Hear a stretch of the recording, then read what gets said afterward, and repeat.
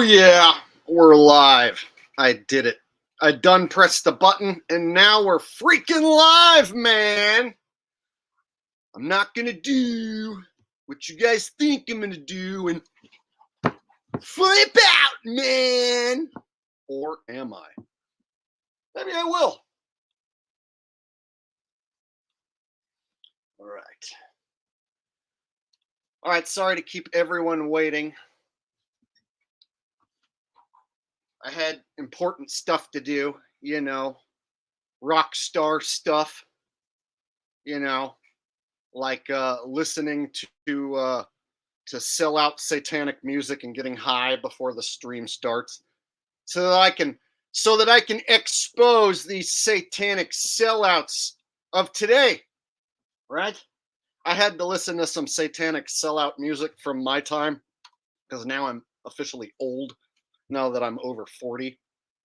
But now that I'm some old decrepit man, I get to bitch and moan about how today's music sucks. So that's what I'm going to do. I'm going to bitch and moan about how today's music sucks a little bit. But I'm going to make some good points, right? And what's so funny, and I don't know how this works, this just proves that this place is like a total computer programmed simulation or something. I was going to bring up Tupac tonight anyway, and now there's a Tupac in the chat. And no, I don't know who that is, and no, I didn't plan that.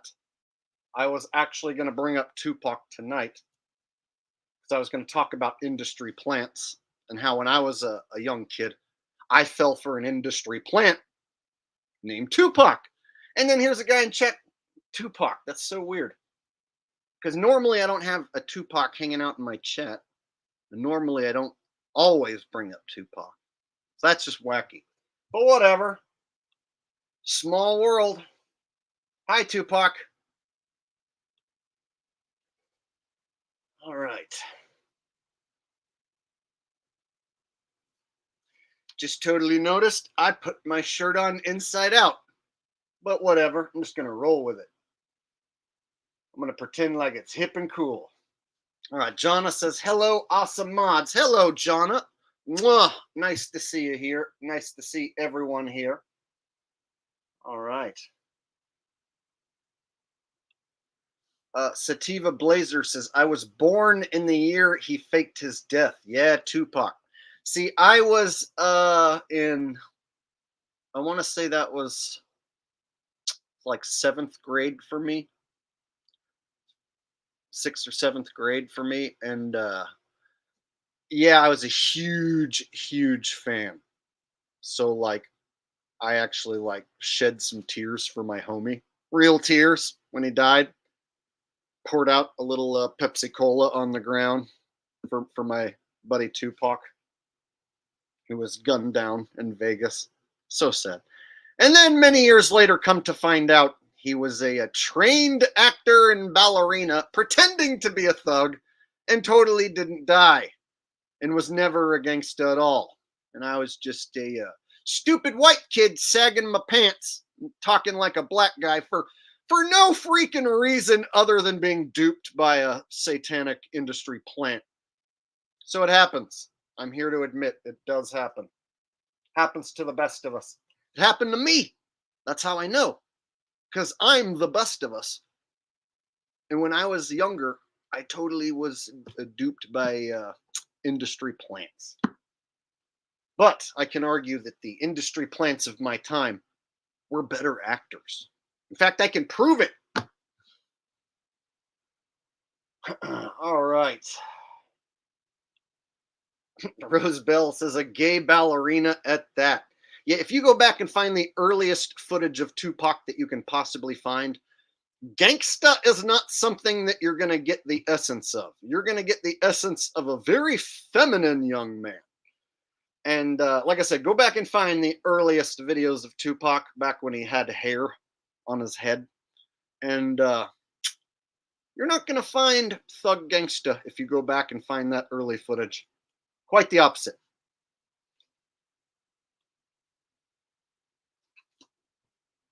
All right. No. Now, Tupac was such a great actor and sold so many records and did such a great job with this character. They sealed the deal and gave him the highest ascension of all, the Hollywood fake death. So they sealed his character up, immortalized him, made him die by the gun. He lived by the gun, died by the gun, thug life, baby, baby. Yeah, they made him die in people's eyes, which immortalized him. Sold so many more records, and to this day, he's beloved. Whereas if he would have, stayed being Tupac, he would be at your state fair performing like, Nelly or any of these other hip hop acts who are now like at the state fair level, right? So if Tupac was still alive, he would like be out there with like a little bit of a gut and some gray hair doing his hits to a backing track, right, at the state fair. It wouldn't be as cool if he would have stayed alive all these years.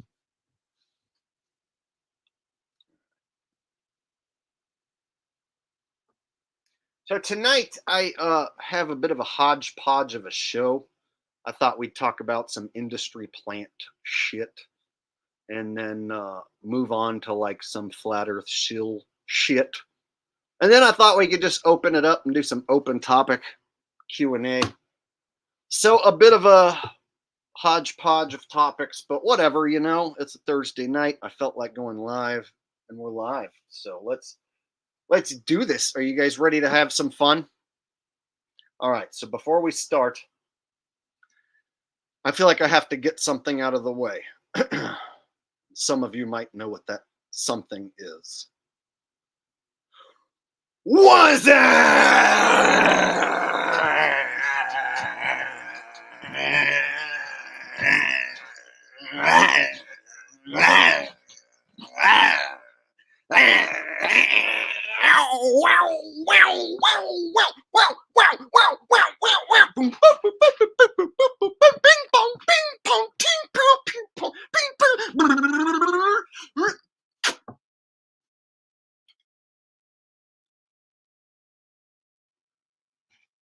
Up.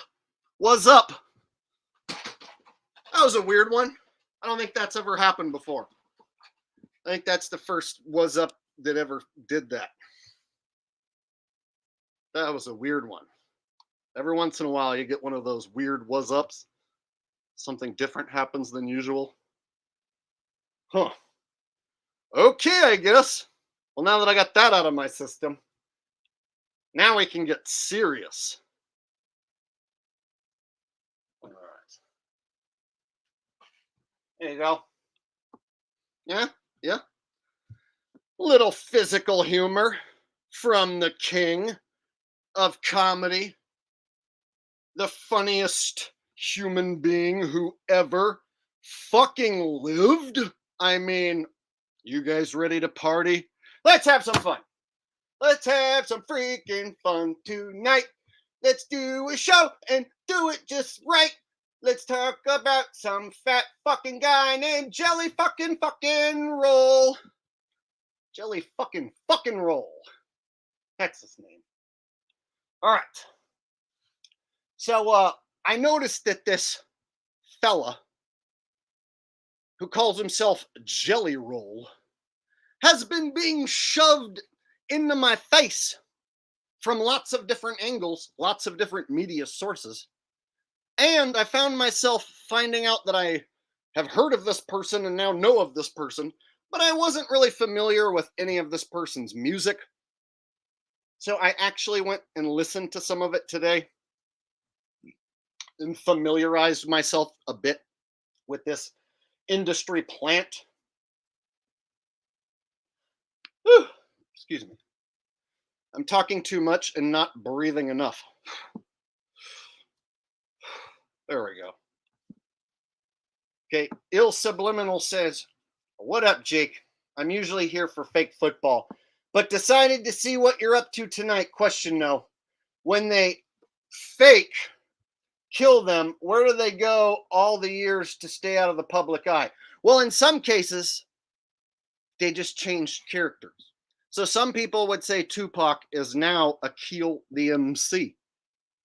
And some people would say old comedian Bill Hicks, when he died, became Alex Jones of today. And so they can repackage a celebrity. They can have a character that's on the world stage die. And then the person who plays that character can then move on to play another character.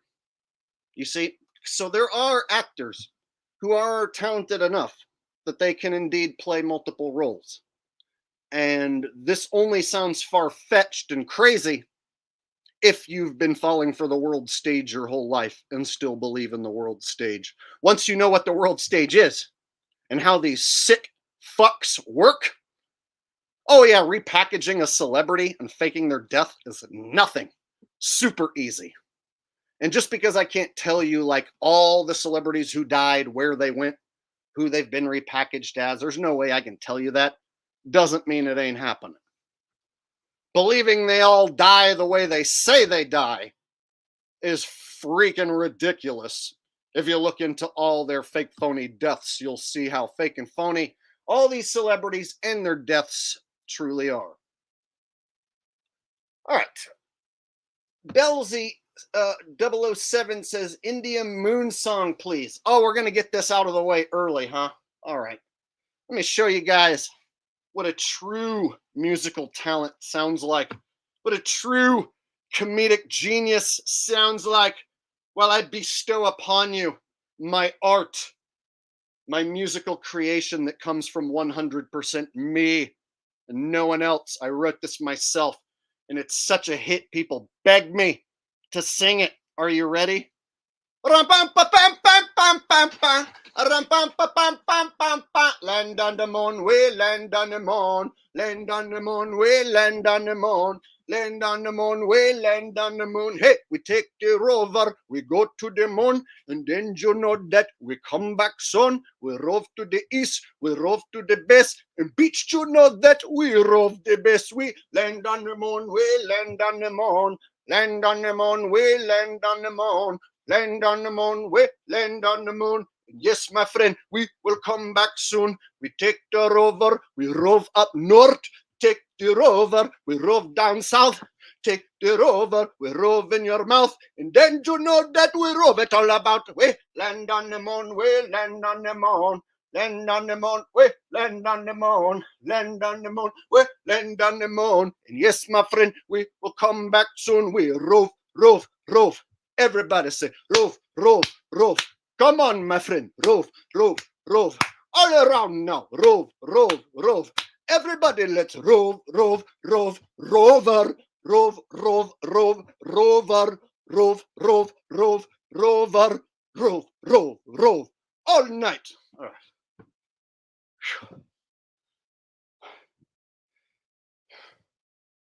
Started to like lose my breath halfway through that, but I knew I couldn't just stop.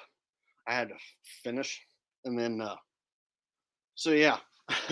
Now I feel like I just need to like catch up on breathing for a second.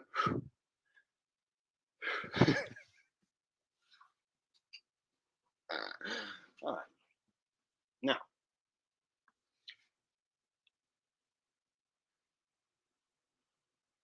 Buster Cherry says, would have been just as believable if they animated landing on the moon via flying carpet. David thought that that was a bunch of fire emojis. All right. CP with the laughing emoji face and a thumbs up, which equals good times in my book. All right.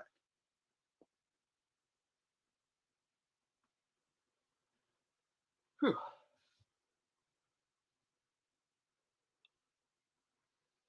White carpet says Jake the Hate. Oh, yes. It's all hate. All this wonderful comedic genius because I hate so much.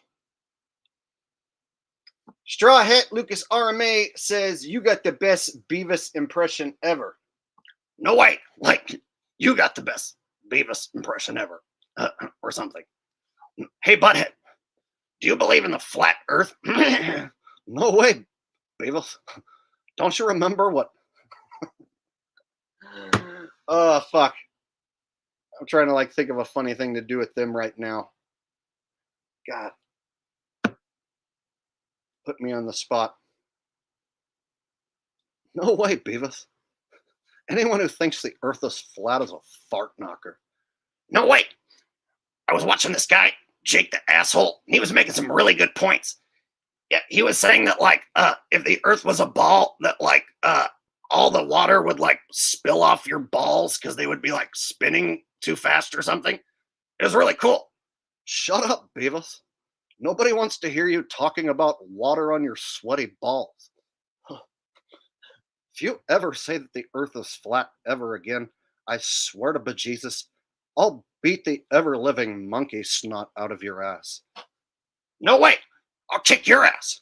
Beavis, I'm gonna give you one last warning before I kick your ass. No way! I'm gonna kick you in the nards! No, get away from me, asshole! Ah! Ah! I feel like I had to save that impression before it died. Oh, yeah. All right. I think I was going to talk about some fat ass named Jelly Roll, and then I got carried away being funny with my funny business, my business where I am funny.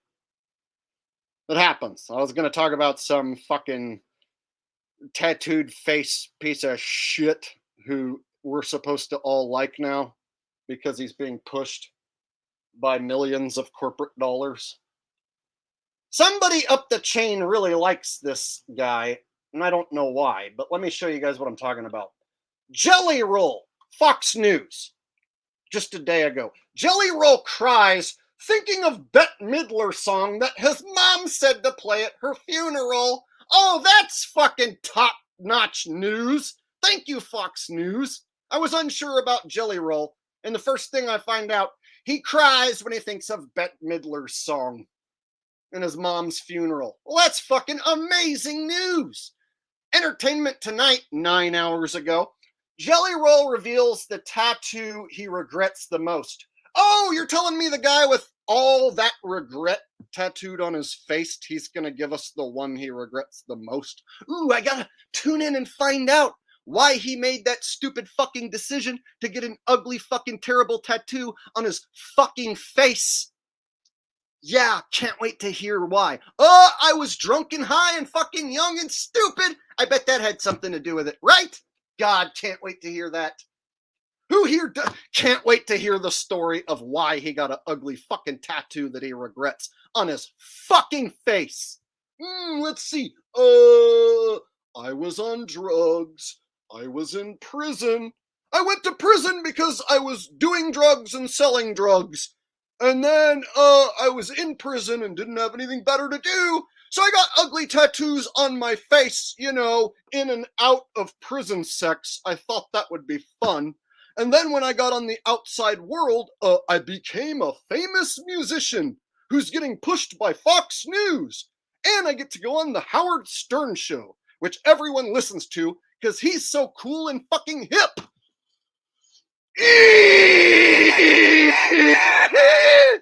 Let's go buy his album.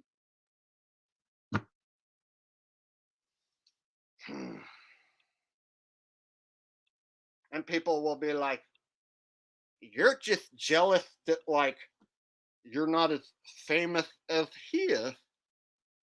You're just jealous that, like, he is having all this success. Yeah.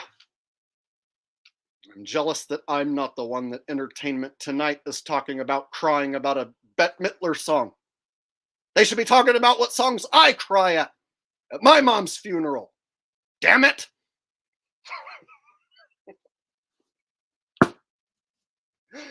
I mean, dudes, when you look at the amount of corporate publicity money going into this motherfucker, like, who does he know that he's getting this kind of plug, dude? Forbes, Good Morning America, Entertainment Tonight. Ooh, he's gonna work with Eminem. He's gonna work with imposter Eminem, you guys. He must be fucking big. Right? You know what this guy looks like to me? He looks like like a gigantic version of Post Malone, right? He looks like he fucking ate Post Malone. Excuse me. It looks like he ate 2.5 Post Malones and then gained Post Malone's terrible face tattoos and DNA. I'm gonna eat Post Malone, and therefore I will gain all of his fame and success and terrible tattoos all at once. Yes, if you want to be famous, you should just fucking eat Post Malone. All right.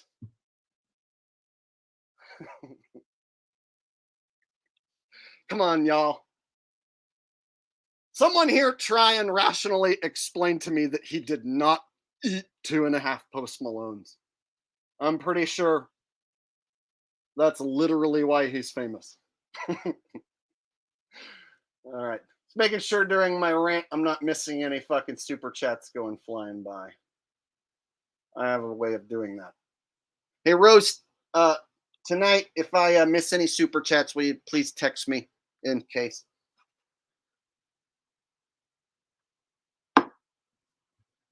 And so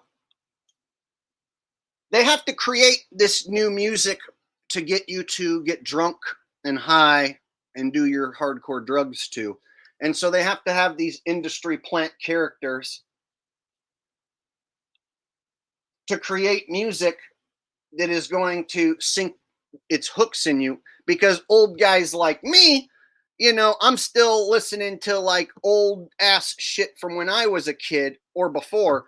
And so now they got to target, a new demographic. And so somebody like this, I feel like it targets like a down on their luck, sad, depressed part of society.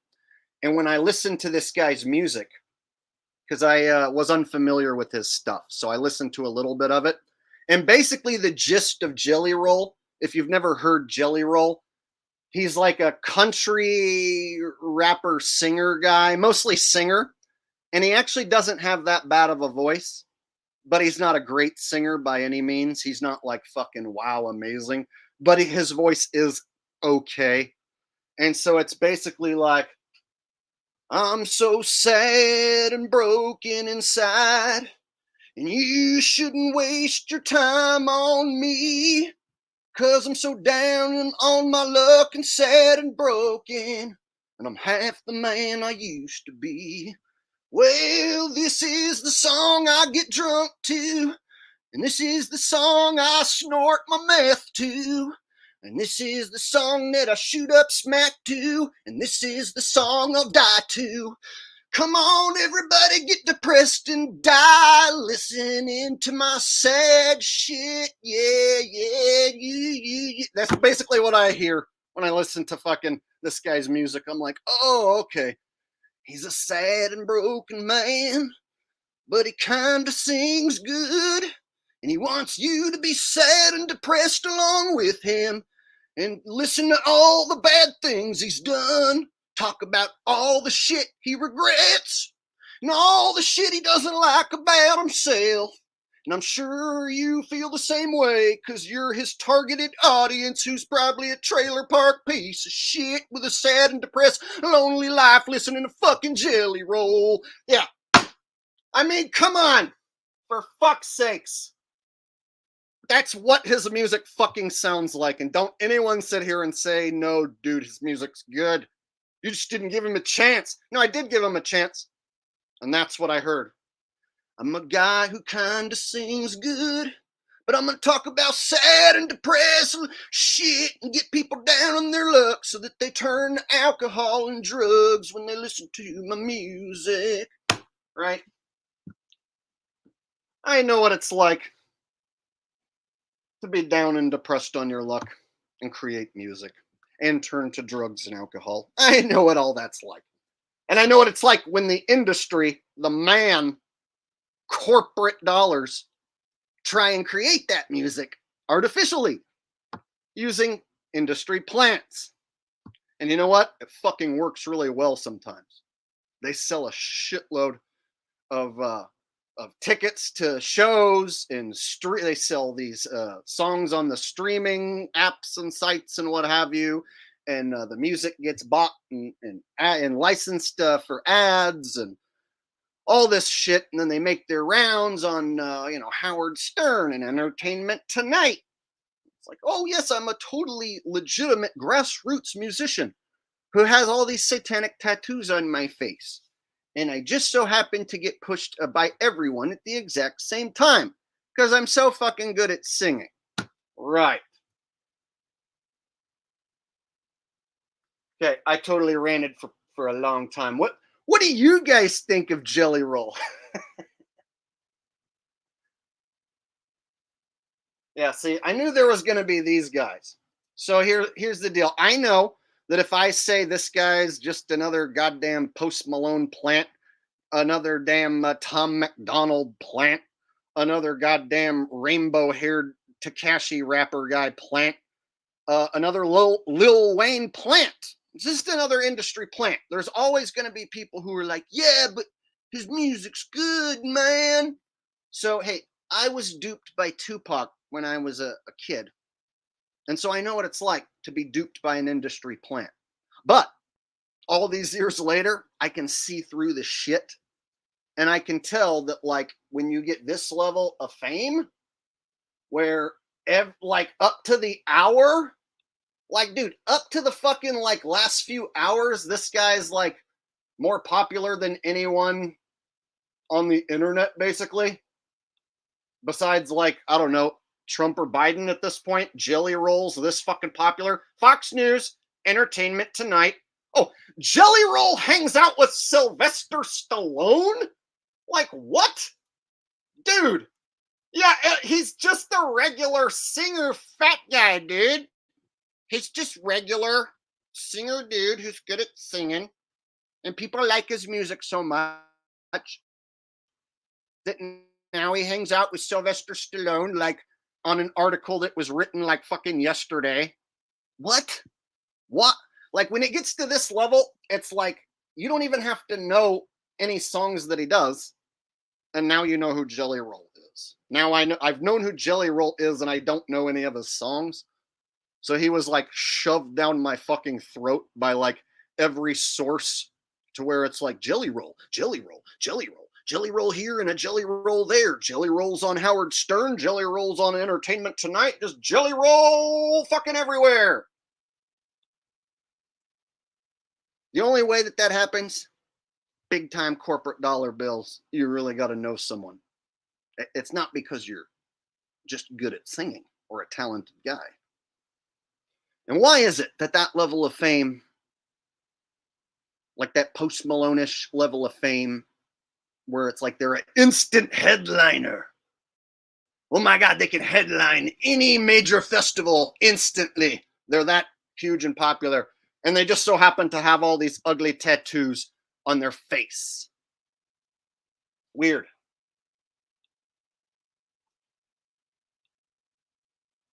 So remember when Tom McDonald was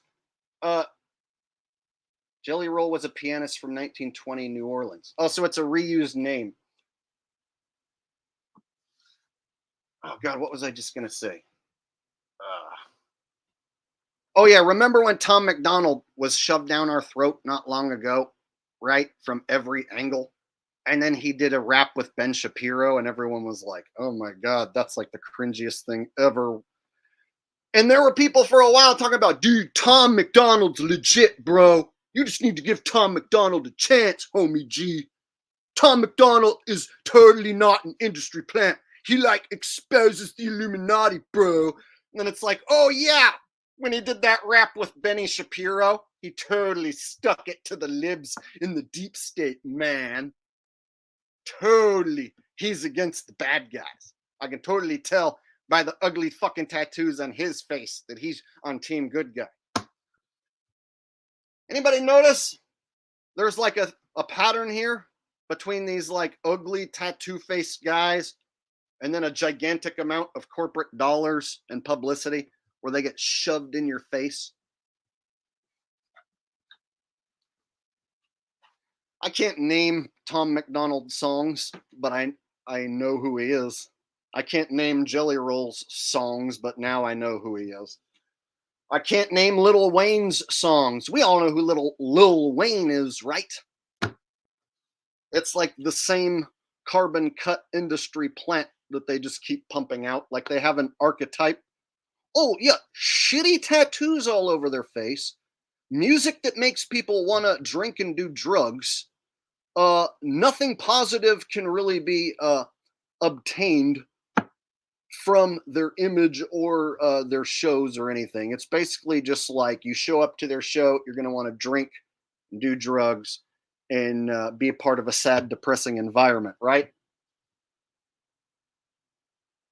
I don't know. So I just want to point out that this archetype, it's been done over and over, and now it's like, oh, another guy with ugly fucking tattoos on his face being shoved by everyone at the same time. Cool. What are the odds? I guess that means people with tattoos on their face have more soul and heart, and they're just more creative than you, man. They're more creative and have more soul and heart than you and me. I don't have any tattoos at all, and I damn sure don't have any on my face. So therefore, like, I just don't know what it's like to live the hard, uh, depressed, dope fiend life and be in and out of prisons. So therefore, I don't deserve that level of fame because I can't talk about being in and out of prison. Who is that music designed for exactly?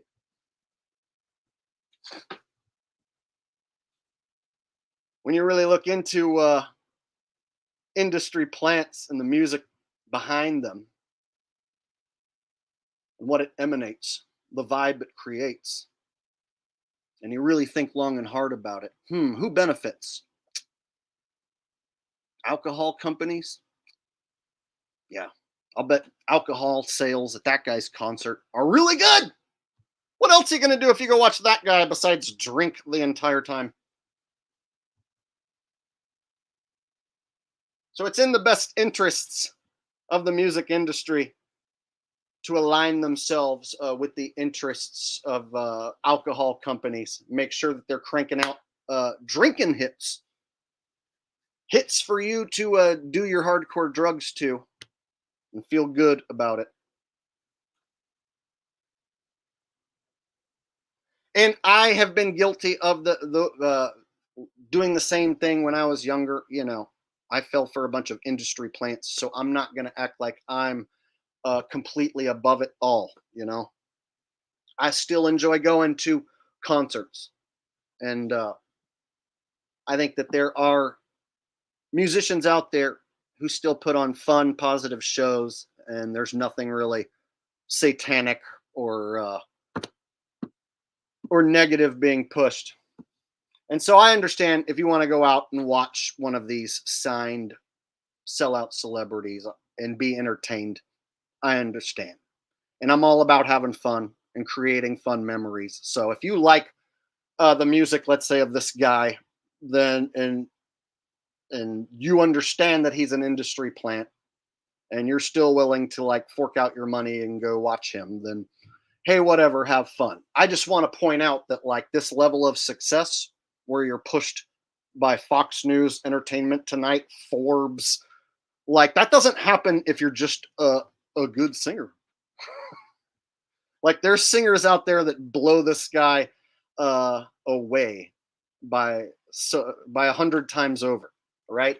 So it doesn't come down to like your actual talent level. What it really comes down to is who you know and the corporate dollars behind your promotion, whether you're going to get promoted on this level at all. Otherwise, no matter how good you are, you'll never be a worldwide star unless you're part of that club. And the archetype for that club is becoming a lot more recognizable. You see all the tattoos all over their face. That basically tells you that they make terrible decisions on the fly and have made a bunch of terrible decisions.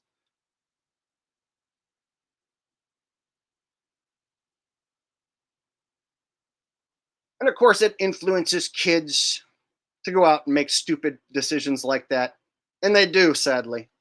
Imagine being a teenager and loving one of these people so much that you go out and get a tattoo on your face, some stupid kid makes a decision he'll regret for the rest of his fucking life because these people are being promoted like they're such huge superstars.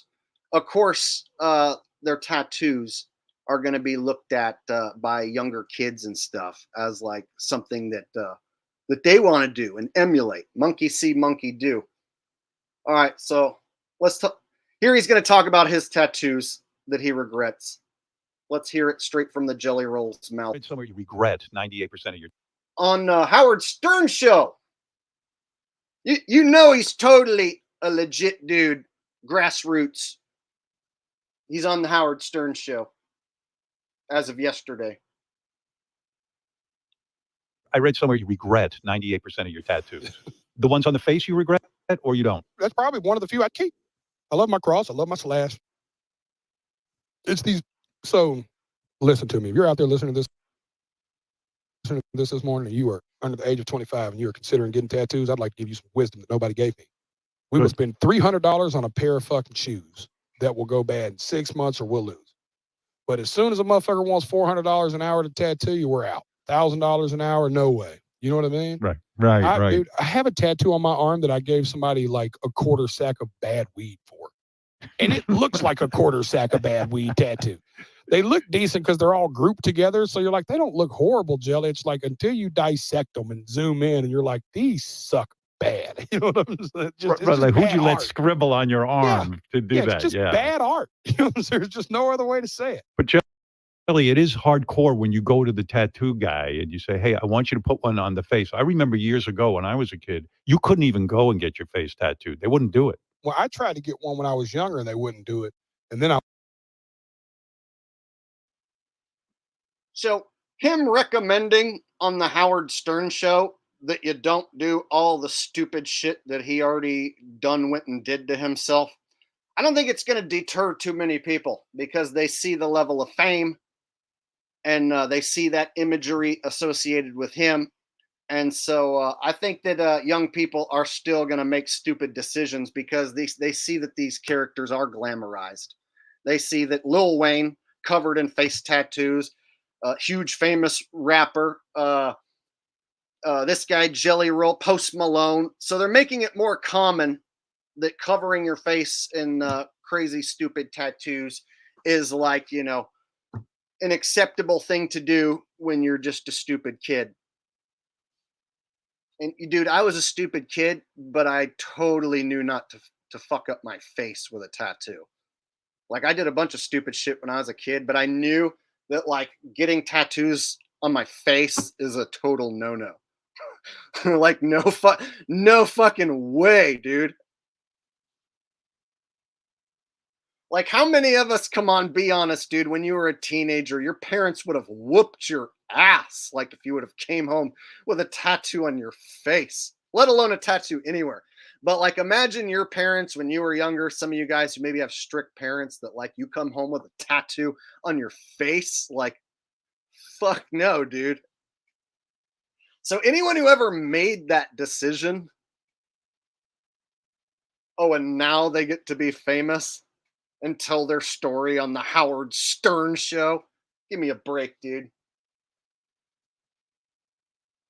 Like even satanic motherfuckers in Kiss knew better than to get their faces tattooed. Like Gene Simmons dresses up like a fucking demon when he's playing on stage with Kiss, but he wasn't stupid enough to tattoo his face like a demon. So these industry plants are just getting they're just getting uglier and more easy to recognize. And they're less talented, I would argue, than the industry plants of old.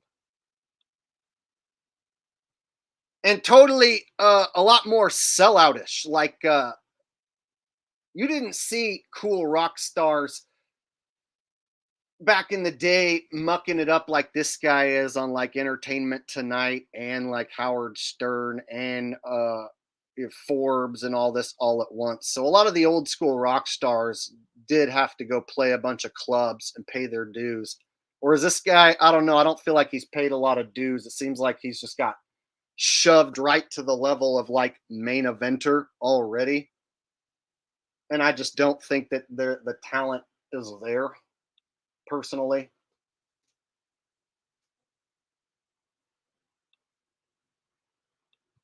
I went to jail and got a couple. So when I came out, they looked at it like, well, you've already fucked your face up. Now we'll do it. Yeah, You know but what I mean? even that means you're at a low point. You're like, to let a guy in jail give you a tattoo, right? Because, I mean, it ain't the most hygienic. You could really be putting your health at risk. True? Oh, yeah. Listen, I've gotten staph infections from bad tattoos. Wow. I learned nothing. You talking about bullheaded. And I still went back to the same guy that gave me the staph infection. You know, it's crazy what you'll do. It's next level crazy.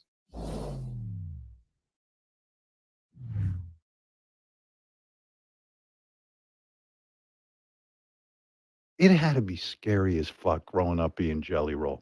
Yeah. And you famously said you got into drug dealing because, hey, I was a fat kid.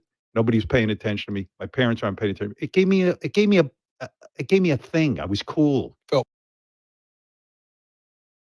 It had to be scary as fuck growing up being Jelly Roll. yeah. And you famously said you got into drug dealing because, hey, I was a fat kid. Nobody's paying attention to me. My parents aren't paying attention. It gave me a thing. I was cool. Felt I've heard this before. So right here, they're trying to build up the backstory of the man. They did this with Tupac, right? Tupac was out on the streets selling drugs because his mama was a crack fiend, right? So he had to sell drugs in order to get by.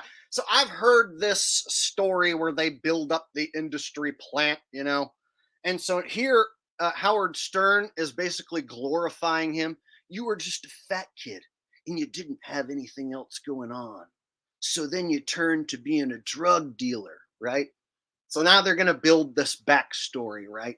Like he was just a fat kid who nobody liked until he turned to drugs and got tattoos on his face and went to prison and then learned how to become a good singer.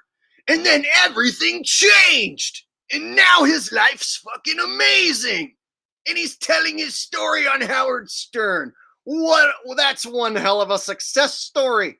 So the key to success, if you're a fat, lonely lot loser, well, first thing you need to do, start selling drugs, get tattoos on your face, go to prison. 4, get signed. 5, you're a huge success. That's all you got to do.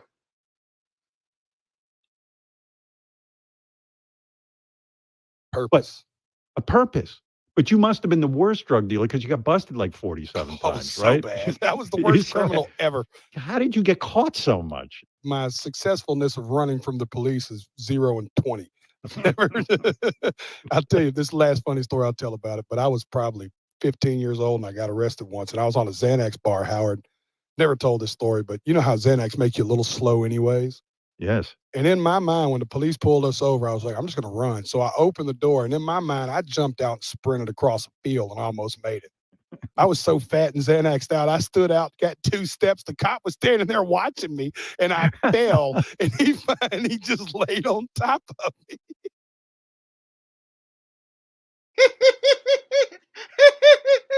Oh yeah? Well, I got one better than that. One time, me and my buddies in the back of a pickup truck, we was drinking Natty Light all night long, and then we done thought a cop was coming up on a motorcycle, and then we all done tried to run, and then we was so drunk we done fell down and pissed our pants, but it just turned out to be my ma coming up on the 4-wheeler telling me that I done left the seat down and she done fell inside the toilet. Isn't that funny? Like, see, this is like some thing that like country bumpkins do. You talk about like, oh, that one time you were so stupid and the cops caught you because you're so fat and high and stupid. Ha ha ha. Right? Cool story, dude. I wish I was as cool as you and had funny stories to tell about being so fat and stupid that I couldn't run from the police properly.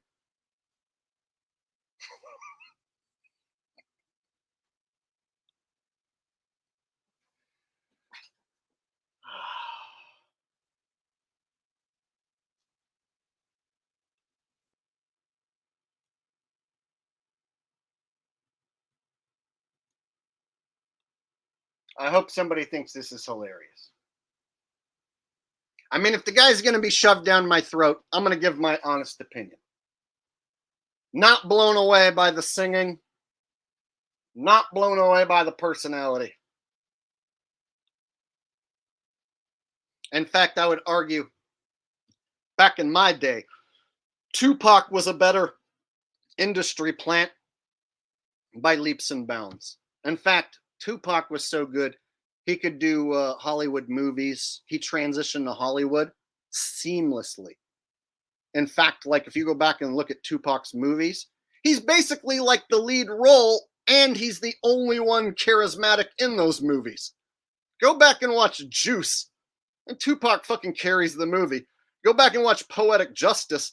Janet Jackson's busy being a stuck-up bitch while Tupac's carrying the entire movie, being lovable and charismatic. So I would argue that Tupac is like a much better industry plant by 100,000 times over than this fat fuck. So yeah, totally not impressed by a Jelly Roll at all. I don't see him transitioning into a Hollywood movie career. I don't really think he's worthy of the fake Hollywood death either. In fact, I don't know, maybe a few years from now, we might be forgetting all about him and his jelly rolls. All right. So now we can move on.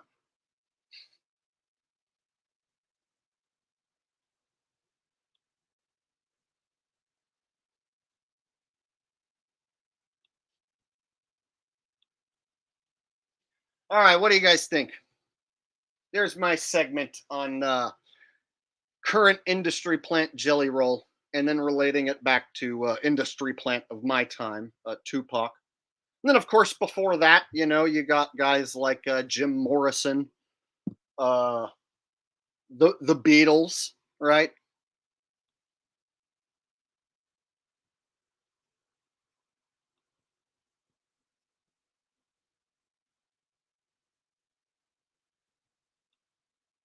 Yeah, see, so that's before my time. I was never a Beatles guy. I'm almost 41, so like I'm not old enough to be a Beatles honk. So I wasn't around during uh, Paul's fake death and Beatlemania or any of that. So basically, I had to go back and relearn all that shit. So I do believe that the original Paul did die unexpectedly in a car wreck, I guess, and then that they did replace him. That story does seem to fit, and it does align with celebrities being replaced currently.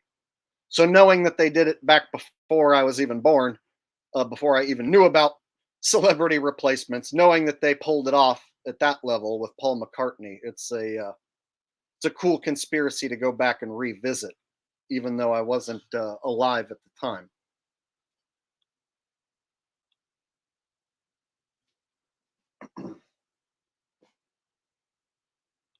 Hey, have you noticed that now that football season's been over for months, that Taylor Swift mania has cooled down significantly? It was like the NFL's promotional dollars was holding her afloat, and there was like this, oh my God, Taylor mania! Her and Travis Kelsey, oh my God! And then it was like, okay, Super Bowl's over. What else is going on in the world? And then it was like, now, you know, she's still famous, but it's like the publicity around her like instantly died down significantly. See, you can tell when the corporate dollars expire. So it was like tens of millions of corporate dollars behind Taylor Swift and Travis Kelsey. Oh my God, everyone talk about them around the clock. Super Bowl's over. Okay, that money has expired. Now we can move on to talking about other things. So it's like it has an expiration date, the corporate money. And so it's like there can be millions of dollars spent on a promotional campaign to where everyone talk about this one thing across the board for a week. And then we're done. And then we move on.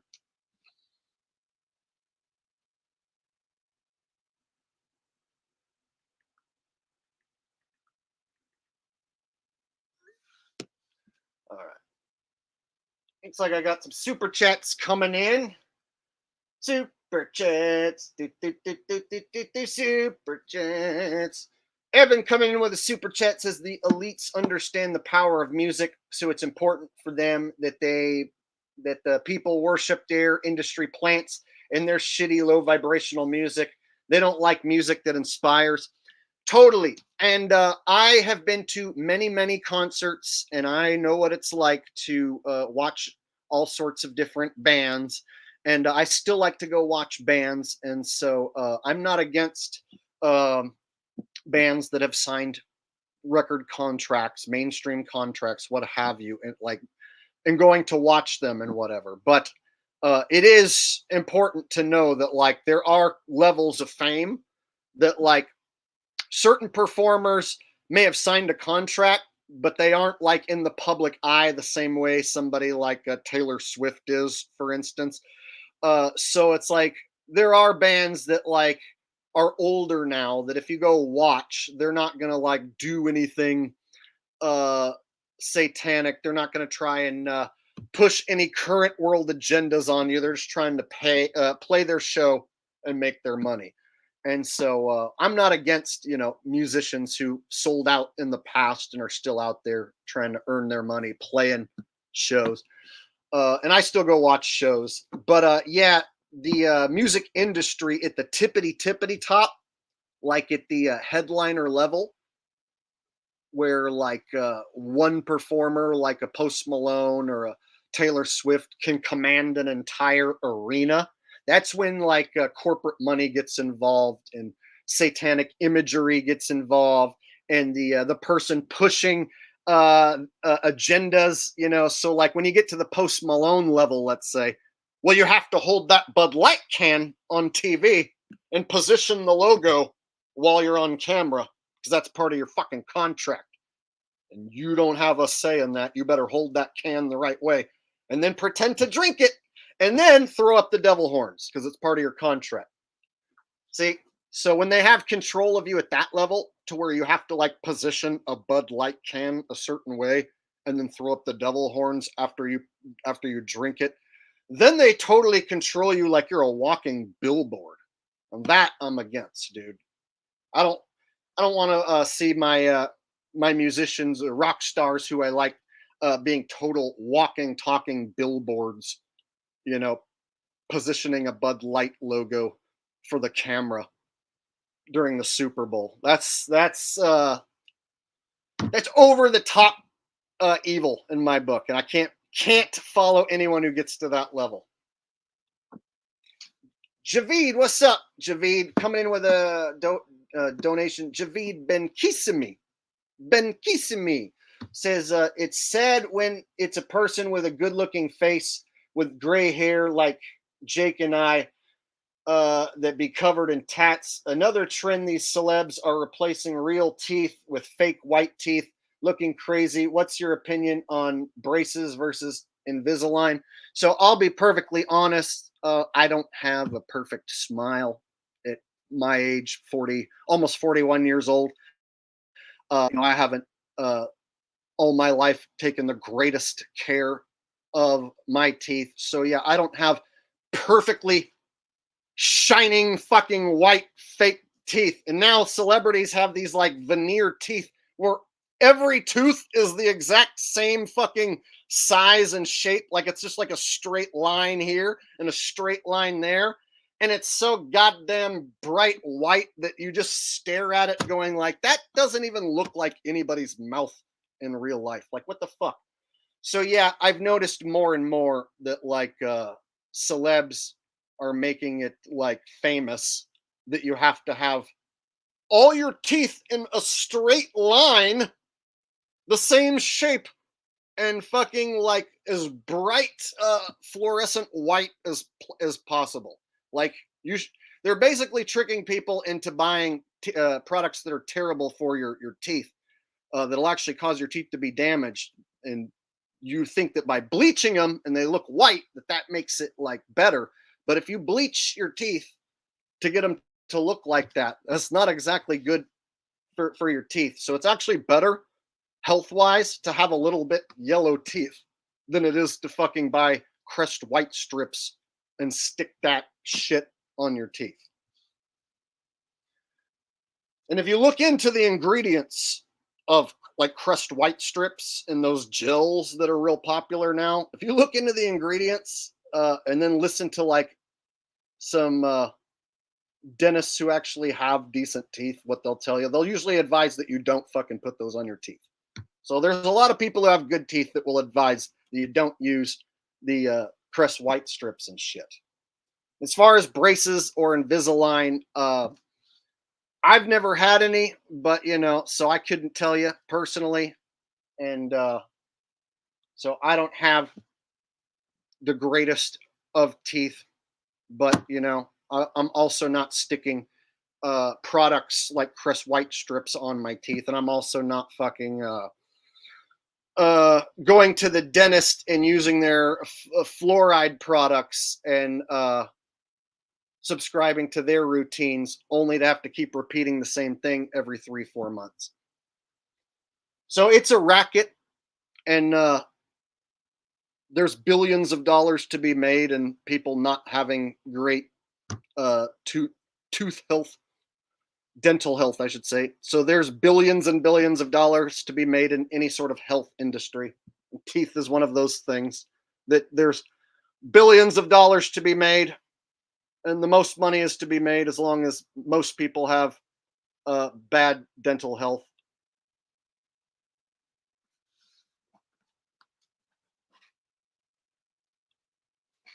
Yes, if you look into the strips, they like damage the enamel, strip the enamel away. Exactly.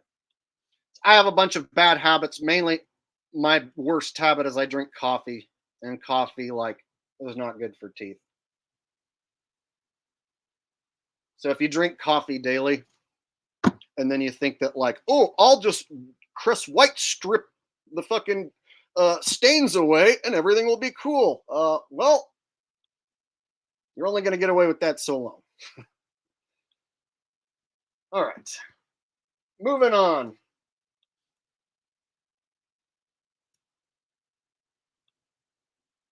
And thank you, Javid, for the donation. I appreciate that. Yeah, I noticed the wrestlers. So when I saw Roman Reigns and Cody Rhodes uh, with their promos for WrestleMania like months ago, they both had fake ass teeth that were just like shining white veneers, every tooth the same size, every like just a straight line. Yeah.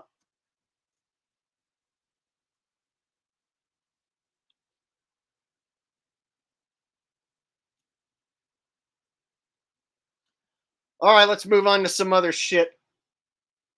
I didn't mean for us to get totally sidetracked into like a dental conversation. So I did want to show you guys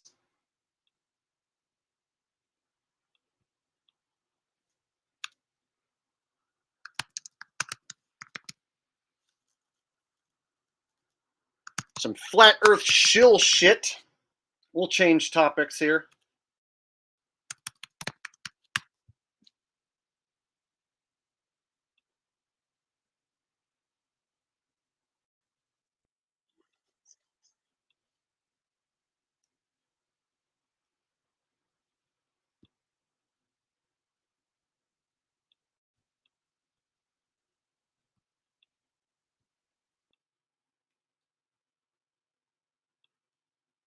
Looks like I got another super chat from Javid. Says, which would you get if you wanted to straighten your teeth, braces or Invisalign? I think rinsing your mouth after coffee would help, or adding milk to it. Dude, I add a shitload of cream to my coffee, and I, you know, I make my own mouthwash and shit too. So I use hydrogen peroxide and peppermint oil, and well, I'll even show you. So I actually go out of my way, and I even have all my shit here. I've recently, well, a few months back, started trying to purchase different shit and try different shit. And yeah, dude, I'll take hydrogen peroxide and peppermint oil and fucking tooth powders that are organic that I buy, will buy online. Xylitol, this sugar that's not like regular sugar. It's supposed to like kill the plaque. So I hear all this good stuff about xylitol. So I'm trying that shit. Fucking nasty ass baking powder, which is fucking like just like rubbing salt into your teeth. Dude, I try all this shit. And you know what? I just don't have amazing ass sparkling fucking white teeth because what people are doing to their teeth nowadays to get those results are not natural. And so many people have fake teeth that now they're making it like seem like everybody should just have like the most sparkling fucking amazing teeth ever. So I even try to make my own mouthwash and shit with hydrogen peroxide and peppermint oil and all that stuff. Look, I have an entire fucking thing right here to show you.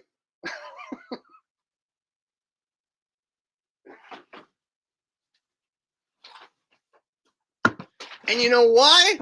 That's because in 2024, more and more people are self-conscious about it because all the fucking celebrities are getting fake teeth and shit where every tooth is laser white and the same size. So now it's like, oh, dude, my front teeth are a little bigger than the other ones.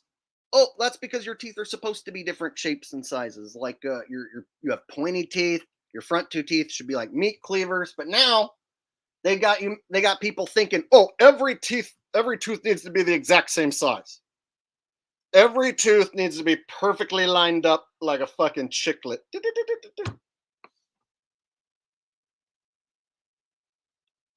So now it's like anybody who's like front two teeth aren't all the exact same size. Like now you have a bad smile.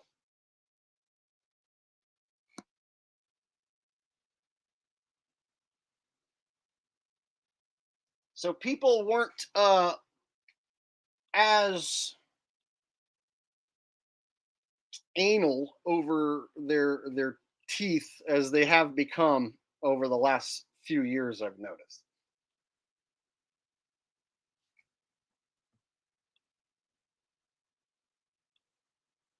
Kurt Rusty passed away back in 2022, December 2022. Okay, let's move on, you guys, because like I don't want us all here to like feel self-conscious about our teeth during the fucking stream. And Javid wants me to answer this question. Dude, I don't know because I haven't looked into it or anything. So like I don't have a preference because I've never sat here and thought about it.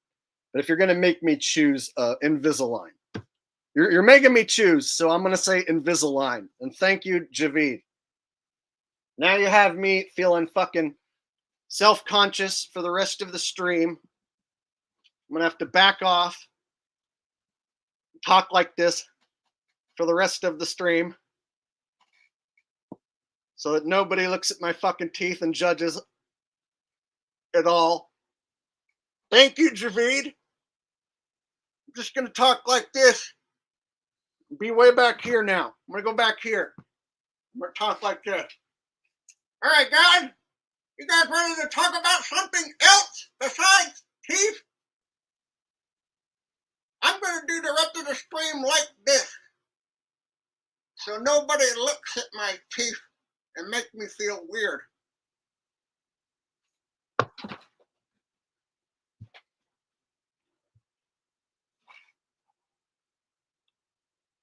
That's how I turn an uncomfortable situation into a joke. All right. Moving on.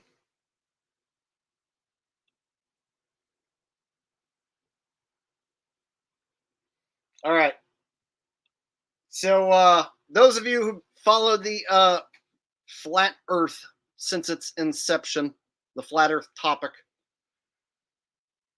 Patricia Steere is back with Mark Sargent. She has reemerged after a 4-year hiatus after rage quitting. And so let's hear a little piece of what her and Mark's show sounded like when they made their return. She made her return, I should say.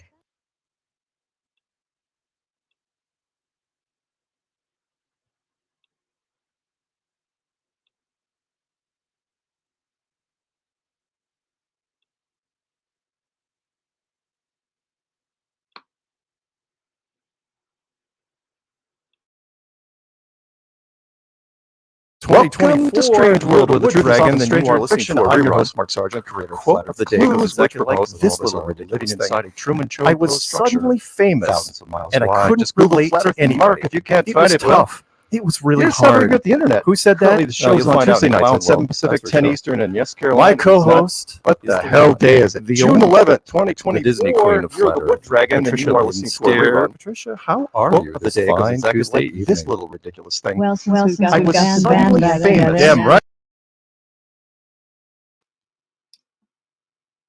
Guess how long this goes on for? This is Patricia's return to Flat Earth and Other Hot Potatoes with Mark Sargent. This is their like big reunion show, 4 years in the making. And they have an absolute train wreck with the audio, and it goes on for several minutes. So what you're hearing is not a problem on my end. This happened on their end, live. Their big reunion. And these are the two that starred in the hit piece documentary, Beyond the Curve. Just so happened to do their reunion show, and it's a total train wreck. What are the odds? Right, and I couldn't relate to anybody. It was tough. It was really hard. Yes, Who said that? Well, you'll find out in Clown World. Hey, Patricia, my co-host. You know, being that you have no charisma or style whatsoever, it must be hard to find Flat Earth friends. Patricia, how are you? It's fine Tuesday evening. Really? Where's the echo coming from? Damn right. Yes, we are. Hey, Patricia. From my side. You know, being that you have no charisma or style whatsoever, it must be hard. It's on my side. Let me mute I'll mute my Skype. Like there was no way that they could have done a test run. It's almost like it was planned to be that bad on purpose. There ain't no way you can screw up your live stream that bad if you've been a pro YouTuber all these years. Like I don't know. I ain't buying it. So Curtis Nelson says Trump is a felon and can be in control of the biggest weapon in his store. I bet some people are mad as fuck. Well, Trump's a fake felon because the trial's fake. And Trump's a puppet who works for the same guys that Biden works for. And so Trump's an actor and puppet on the world stage. He's not control of any weapons at all. And nukes are fake. So therefore, Trump in control of nukes is fake on top of fake. And so, yeah, the crimes he supposedly, committed and is going to be possibly jailed for, it's all just promotion for the upcoming election. This is how you promote someone during election season. So instead of Trump making videos that say, vote for me because I'm a better candidate than Joe Biden, paid for by Trump, instead of making videos like that, they have to make it look like the mainstream media's against him, the government's against him, the Democrats are against him, everyone's against him. That way conservatives rally behind him, and they've rallied behind him so much so that they are throwing money at him, donating like $400 million to his fake campaign. So it's basically reverse psychology to trick Trump supporters. And it works perfectly. So back to the shills. We got Mark Sargent and what looks like a Michael Jackson imposter. Patty Steere kind of looking like Michael Jackson with that getup, right? Anybody else getting a Michael Jackson vibe here?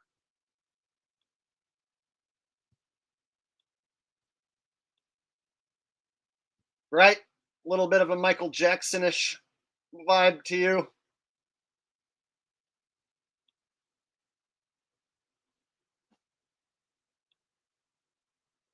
So this person, Patty,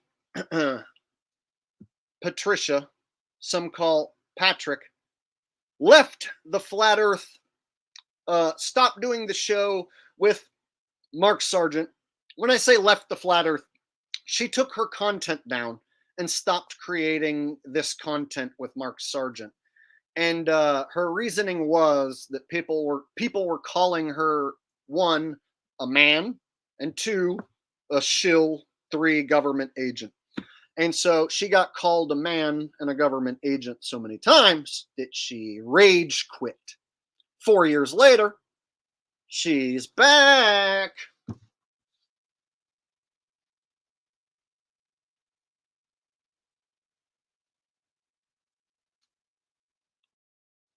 And of course, first show back, it sounds like this.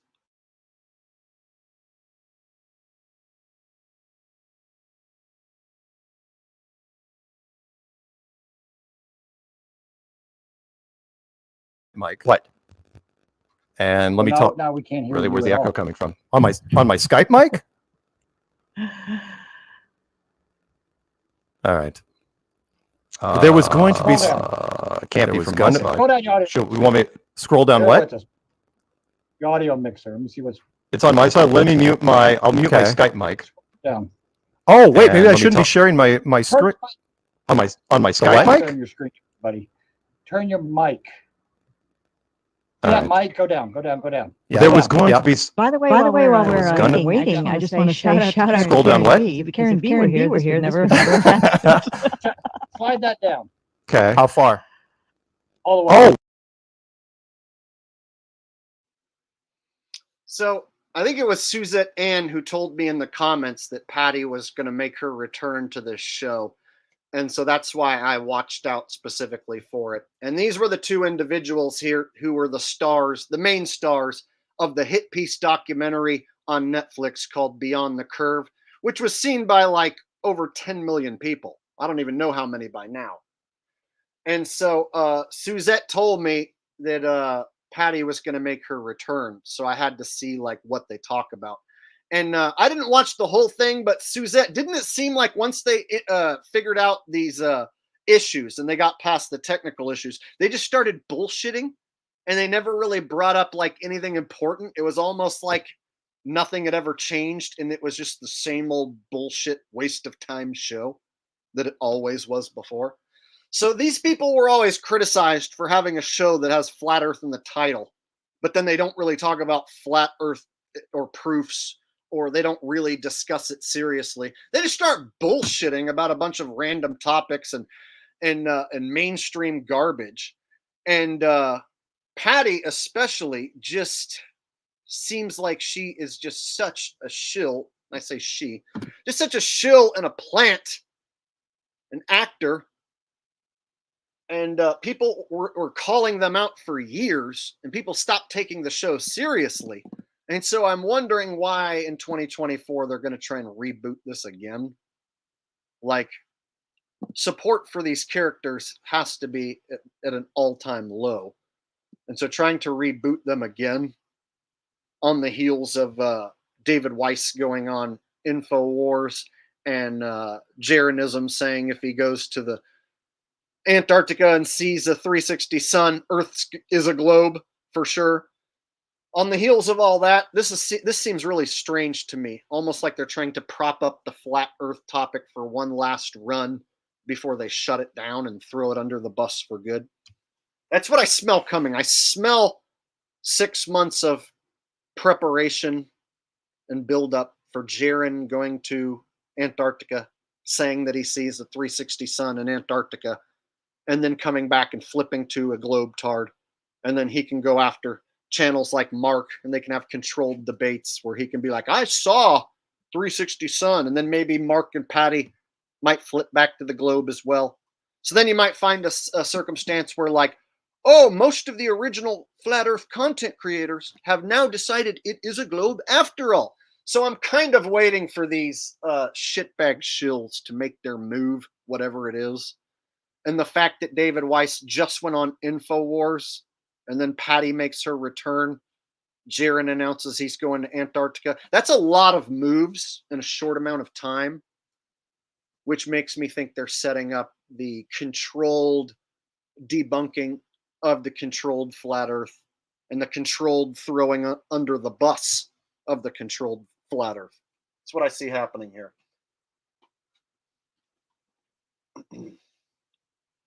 Is that Dave?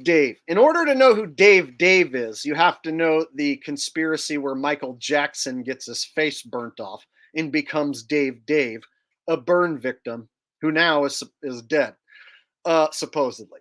So anyone who's ever looked into the Michael Jackson is Dave theory will understand that joke.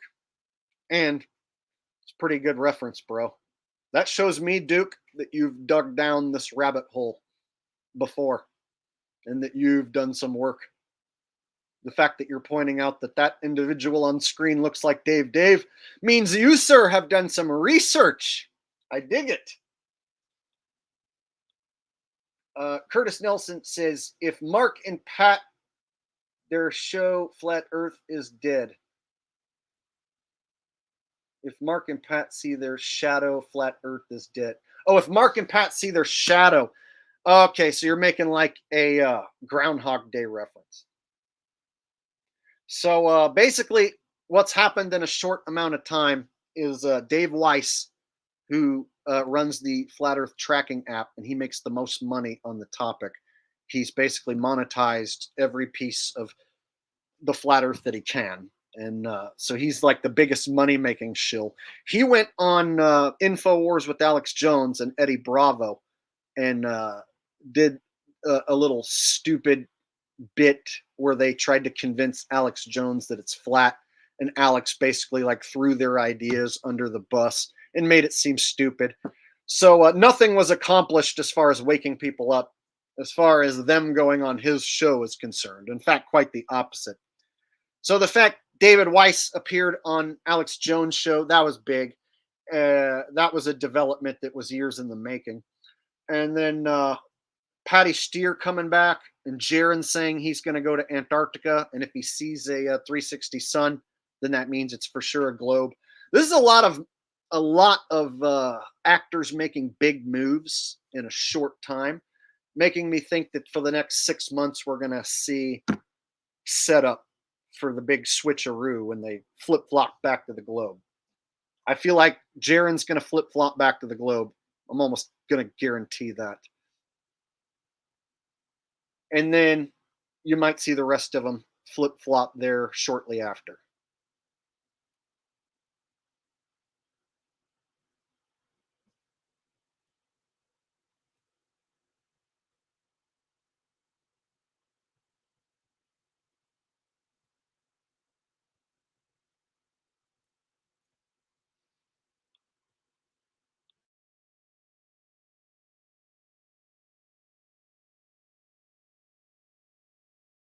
Wait, maybe I shouldn't be sharing my screen.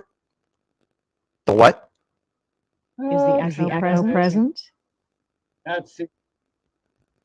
Yeah. Yep.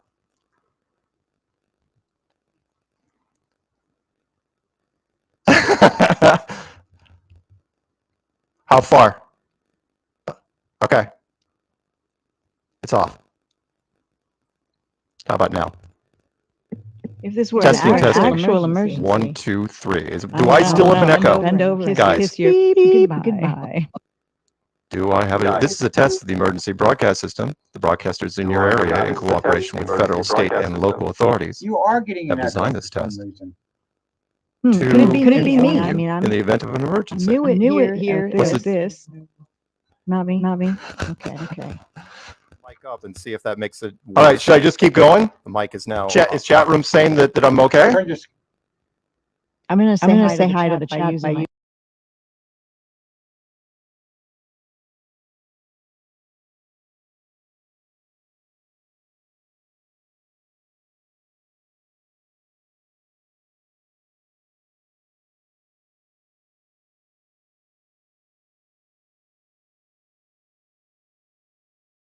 Okay. No, now we can't hear you. How about now? Skype mic. Can't We'll hear get you. this, No, guys. no, no, Don't no. worry about it. Turn that Skype mic, up. audio and video settings. Hang on. Go to that audio mixer. Back to the OBS audio mixer. Scroll up. Where is? Okay, so I'm going to turn. Not Yes, turn the scroll audio down. It was at 10. I'm going to turn it OBS down audio to mixer, 3. yeah. Okay. Okay. Yeah, there. Up. How up, about now? Up. Turn Yep. that one. Which one? Desktop audio. Okay. No, down. Mark greatness. That one. Okay. Yeah. Turn that down to No. 5. No, mute it. Okay, I'm muting it. Gone. Testing. Yeah, you know, no way you could do a test run before you start the show. Yeah, you don't want to iron out all those problems ahead of time. No, better to go live, figure it out on the fly. I don't think if you have a crew helping you, like there's someone else helping them, you can hear there's a third person helping, right? And so, like, I don't buy for a second that this was all just regular technical difficulties. It's almost like they want to make these two like look as goofy as possible on purpose for a specific reason. And Mark has been playing the #1 goofy shill for so long, like he embraces it. Mark Sargent, to his credit, does not get flustered if you call him a shill, if you call him a shitbag actor shill. He doesn't get flustered at all. He totally deals with the criticism like it's no problem, and he never cracks. He's always there to do a mainstream media interview. Always the same reliable Mark. To Mark's credit, he's a super reliable goofball shill that doesn't crack under pressure like other shills do. So, for instance, Jaron, when you call him out for being an actor, he's like, "What? What do you mean? Not an actor? You're fucking crazy!" Jaron gets all uncomfortable and throws a fit if you call him an actor. Whereas Mark just embraces it, doesn't fucking bother him at all, like slides right off his back, like water off a duck's back. Whereas Patty couldn't handle that, and she rage quit many years ago. So to see them go at it again now, they're back. First show right out of the gate, they have this like ongoing 10 minutes of terrible audio that's just unlistenable. I don't know. I don't find that to be like a total coincidence. Javid says, would be better if they go to the ice wall instead of the little area on Antarctica that sticks out on the Gleason map. Jake, what's your opinion on movies, The Matrix and The Truman Show? Okay, there's a few different things I can say here, buddy. So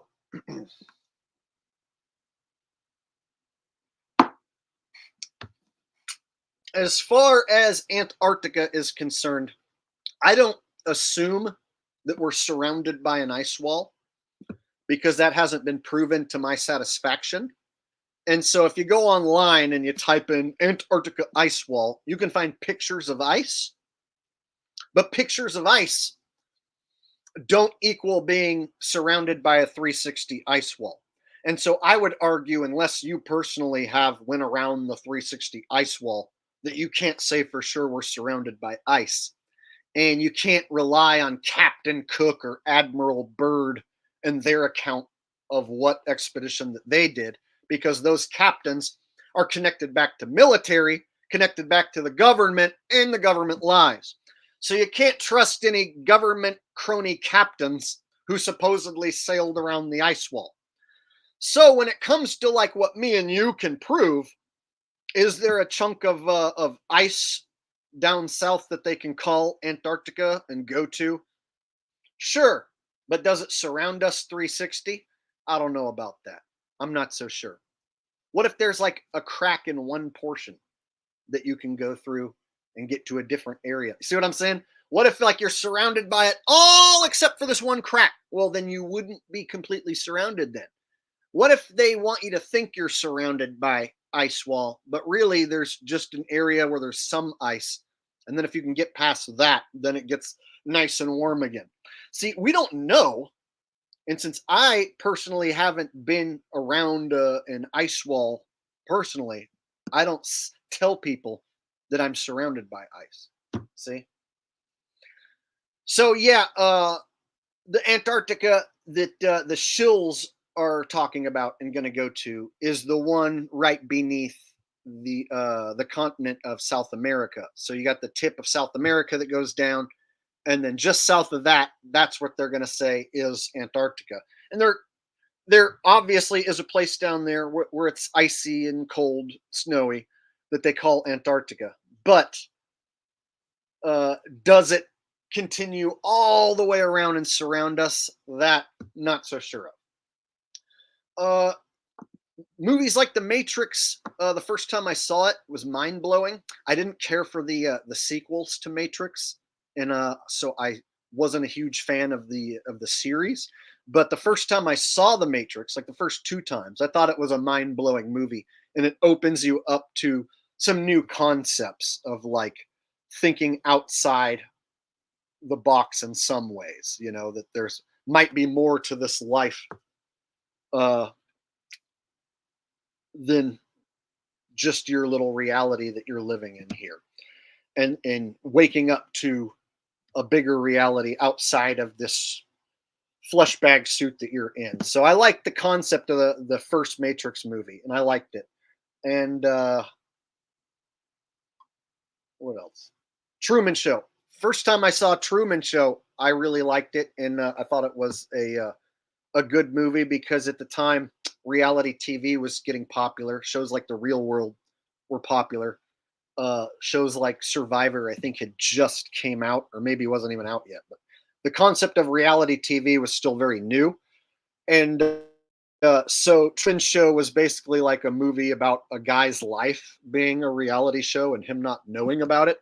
And I think his acting in that movie like showed that he can play other roles besides just a slapstick comedy guy.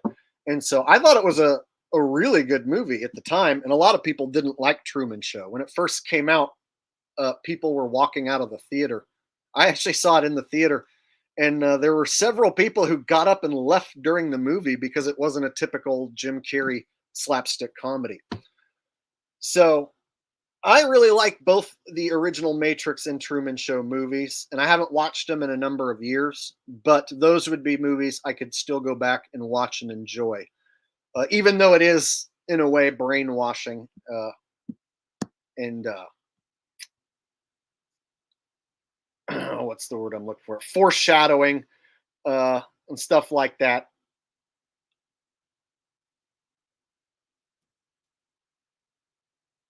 Thank you, Javid, for the multiple donations. All right.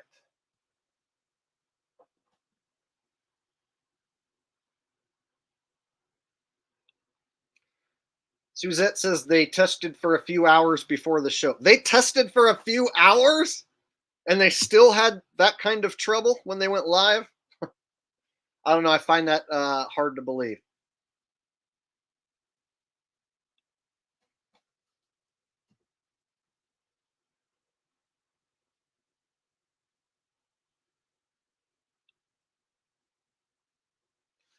Andy says red pilled means you unhooked from the Matrix. It depends on who you ask. There's some people out there that would say if you're red pilled, then you're voting for Trump. And you know that the deep state's trying to keep Trump from being president again. And so you're red pilled if you know that the deep state is trying to keep Trump out of office and that he's going to save the children from the tunnels when he becomes president. So some people can concoct it in their mind, you know, that being red pilled means something different than what you might think it means or what I might think it means. So the whole blue pill, red pill, black pill thing, there's a bunch of people who've turned it into bullshit, you know.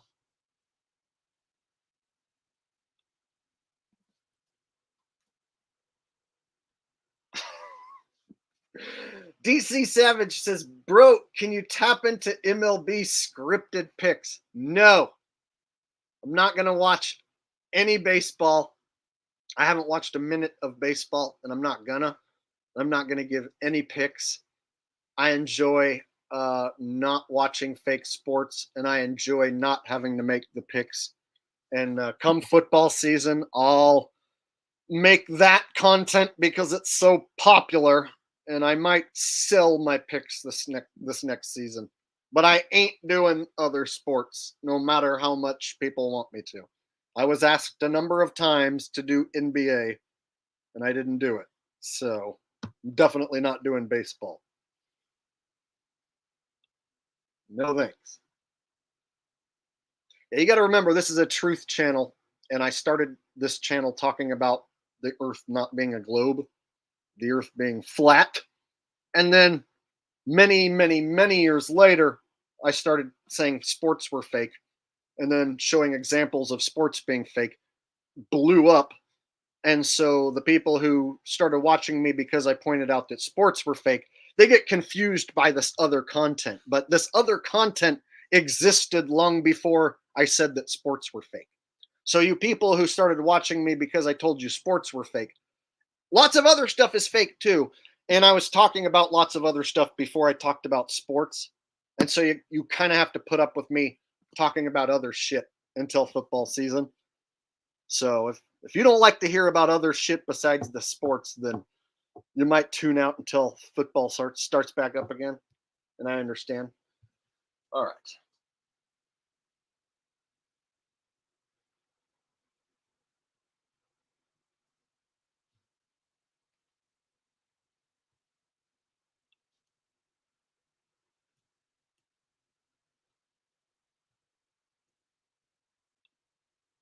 Yeah, if there's a betting line, then it's fixed. So that's the general rule. Don't ask me if I think such and such is fixed. You go see if there's a betting line, and if there is, then it's fixed. Even a college game at the lowest level, if there's enough money that gets bet, they have certain players on the hook and the officials on the hook that they can make certain outcomes happen across the board. So if you think, oh, I'm going to bet on this random college basketball game, UC Irvine and UC Davis or whatever, like they've got NBA scouted players hoping to get drafted on those teams who will gladly throw a game if they need to. They've got the officials in place. So even at the lowest level, like college basketball, like that you wouldn't think they can script that, they still got pieces in place to control those outcomes. That if enough money gets bet one way or the other, they can just rake it. So yeah, if there's a betting line, then they've got pieces in place to fix it. That's why there's a betting line. No betting line, well, that means it's maybe possibly legit. See?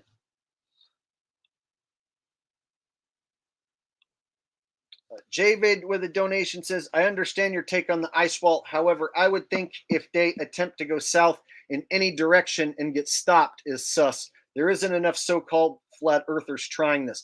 Yet nobody's proven that if you go south from South Africa, that you're going to get stopped and turned around by military. No flat earth boat expedition has ever been turned around at gunpoint by military. And so it hasn't been tried. And so, yeah, if you try and go south from Tasmania or South Africa, let's say, I couldn't tell you what would happen.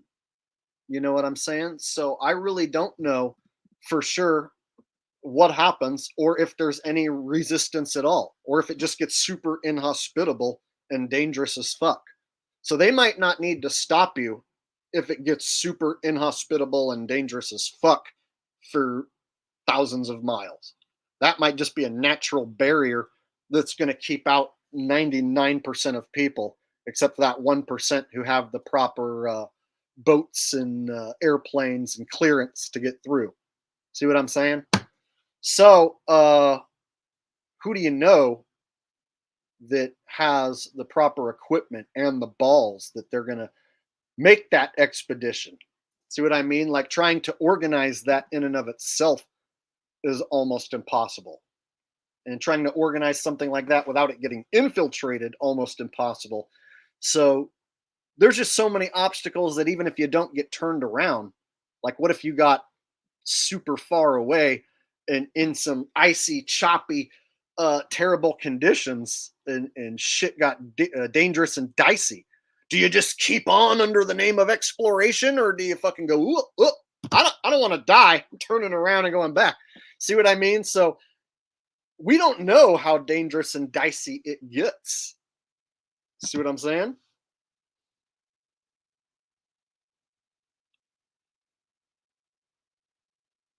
So they might not even have to have military to stop you or to threaten to turn you around if it just gets super hardcore inhospitable.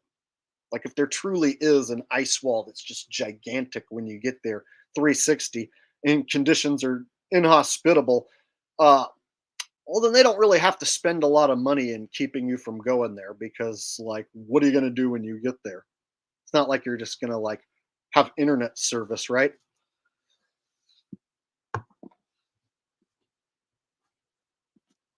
So it's tough to say what happens out there in the great unknown. So I'm one of those guys that admits I don't know what happens, man. They might turn you around with military. Nobody really has tried that. I don't know. Will H says, been following you for years. Curious. I know this is deep. However, what is your faith? Oh, I've explained this one many times. So I believe this place is created by something, divinely in some ways. But there's a lot of evil shit in this realm. And I would argue that some amazing book god could have and should have done a better job than this. So as much beautiful, amazing shit that is existing in this world, there's also a lot of really evil, terrible shit. And there's some things about this realm that just suck to be here.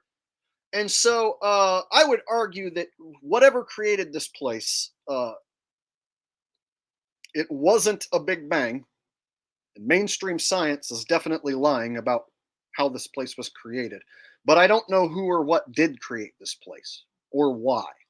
And so I don't turn to any book gods, and that includes Bible, Jesus.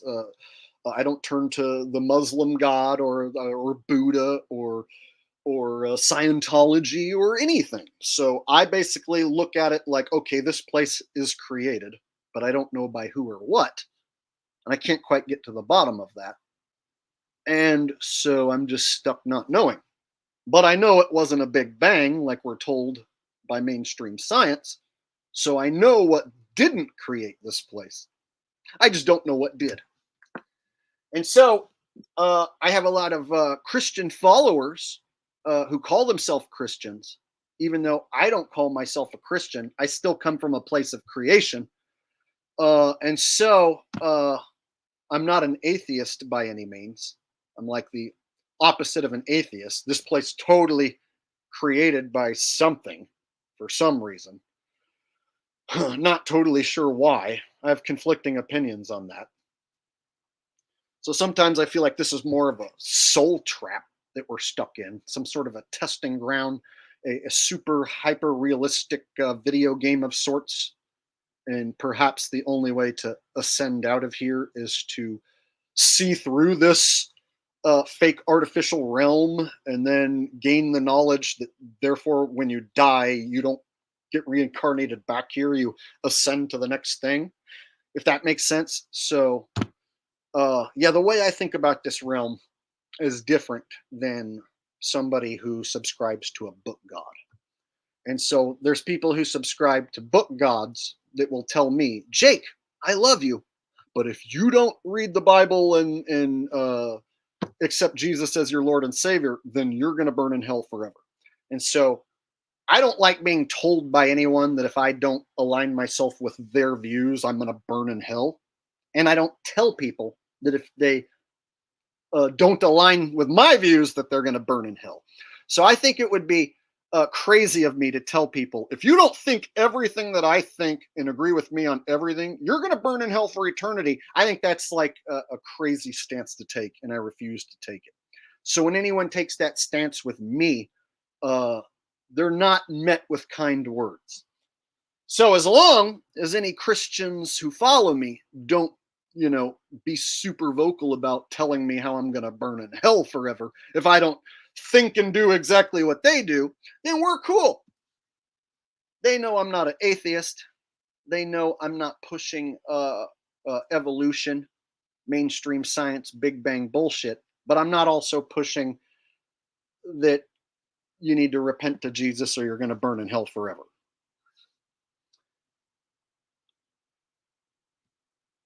So there you go. I'm a man of creation, but I don't know who or what created this place. And I'm not interested in any of you who are into book gods telling me that I need to believe what you believe. I've heard it. I'll pass.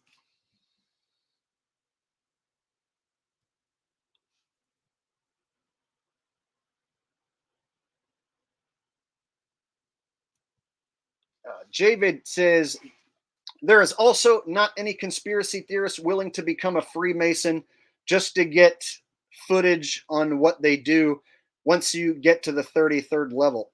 Well, apparently you would have to make some agreements where they could physically disembowel you if you were to divulge those secrets. So if you do join to gain that knowledge, then you're one of them.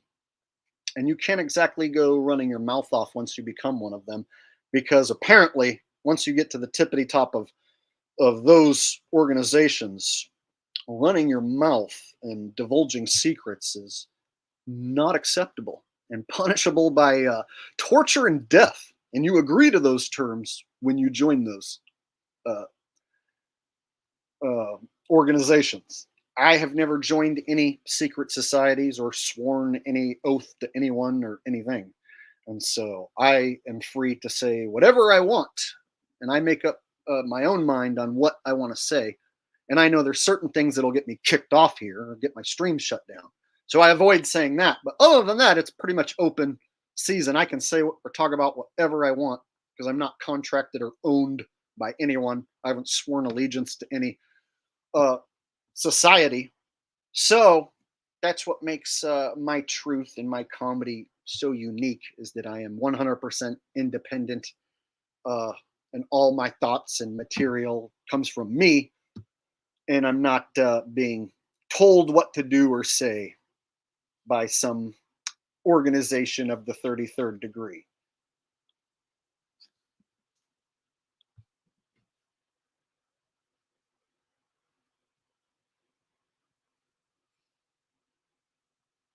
And with that said,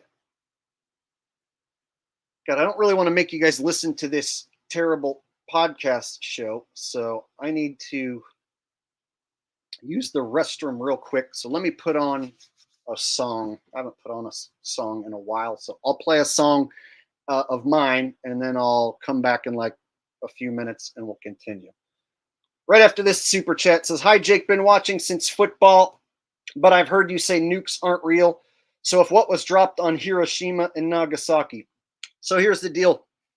You can carpet bomb a country. They wave the white flag and say, okay, stop bombing us.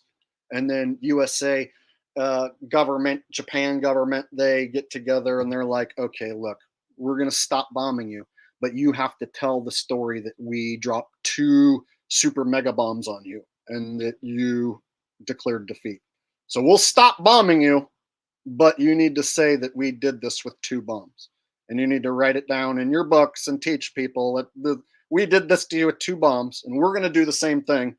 And now world-ending bombs are a thing because Nagasaki, Hiroshima. See? So really, you can just carpet bomb the fuck out of a place and get them to agree that that was done with 2 big, gigantic bombs. It's that simple.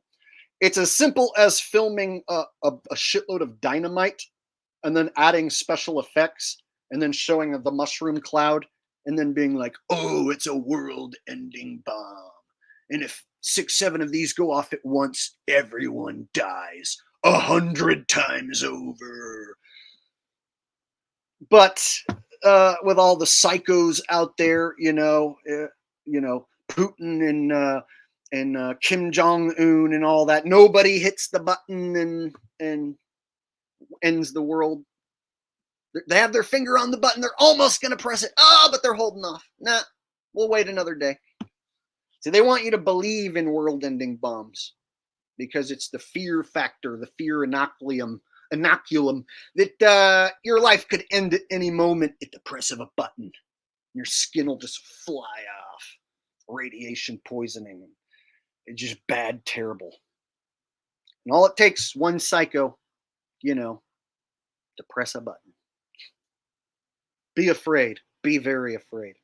So that I don't buy into fake nukes, because when you look into the nuke testing footage and you find out that they added special effects to it and that you can take dynamite and blow up a bunch of models and then add effects to it and make it look like it was more devastating than it was, then you realize, like, oh, okay, yeah, anything that they show you on TV is going to manipulate you and the way you think. So world-ending bombs only happens on TV, bro. Not in real life.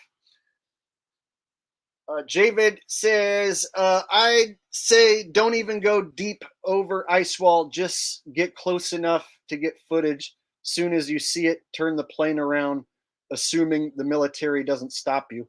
Hey, sounds good, bro. I just don't have a plane or a boat or a crew.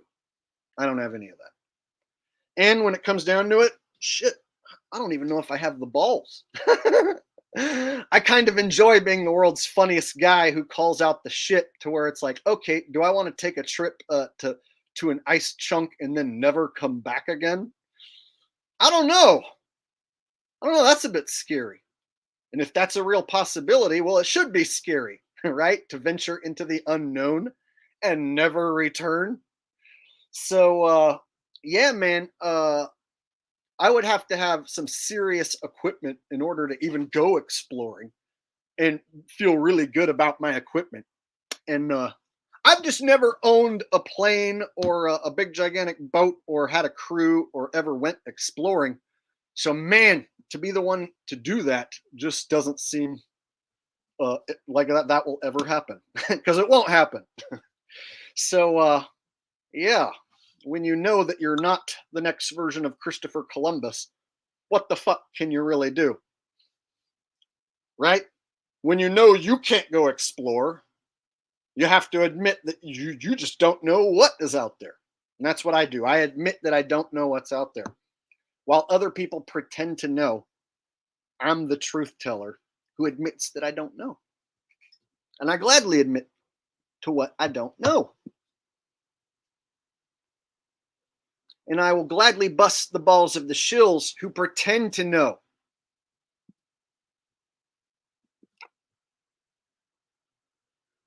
Looks like I missed the super chat. Rose has informed me I missed the super chat.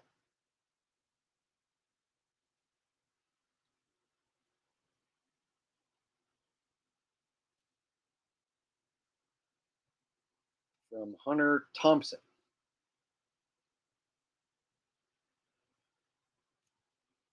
Hunter Thompson says, what if the focus on heading south is a distraction from a more feasible trip north? Good point. So, to my knowledge, nobody is challenged going to the North Pole and like actually finding the spot in the ground that supposedly is the North Pole. Like, I don't know anybody who is planning on doing that, right? So, yeah, same deal applies. Going to the extreme north and extreme south, it's like something that you have to get permission, and you have to have a crew, and you have to have a good chunk of money. So it's definitely not accessible by anyone, right? Any bum, can end up with a bus ticket or a plane ticket and travel. But when it comes to like going to the North Pole and the South Pole, well, then it costs a lot more, and you have to jump through all these hoops, and you have to get permission. So they're making it like a big deal with Jaron going to Antarctica, that like it costs a shitload of money, and he has to like sleep in a tent in like snowy, cold ass conditions, and shit in a can and pee in a bottle. And he's going to do this for scientific research to see if the sun goes in a circle down there. And if it does, then it's automatically a globe. And if it doesn't, then it's automatically flat.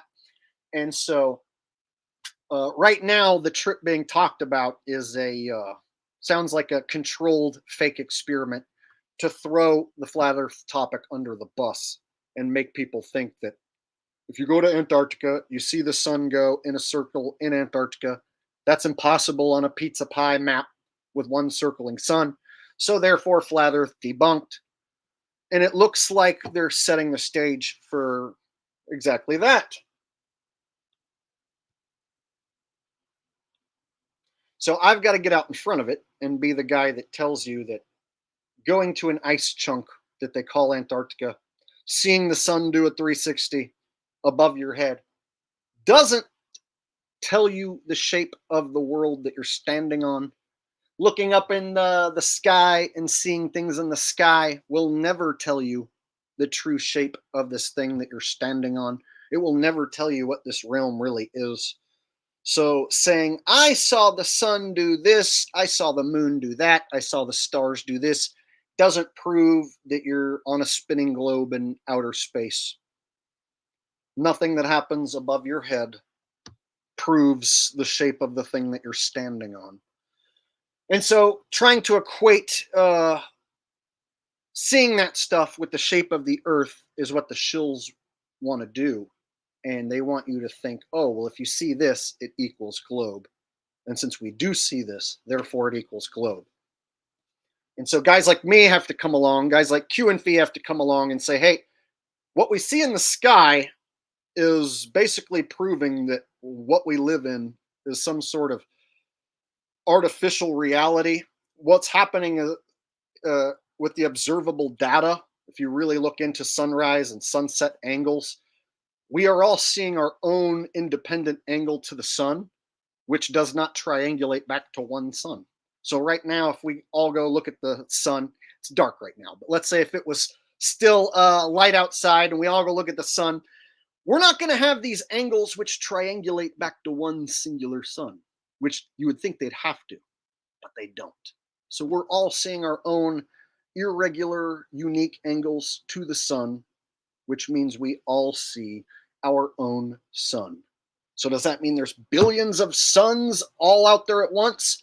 Yes and no.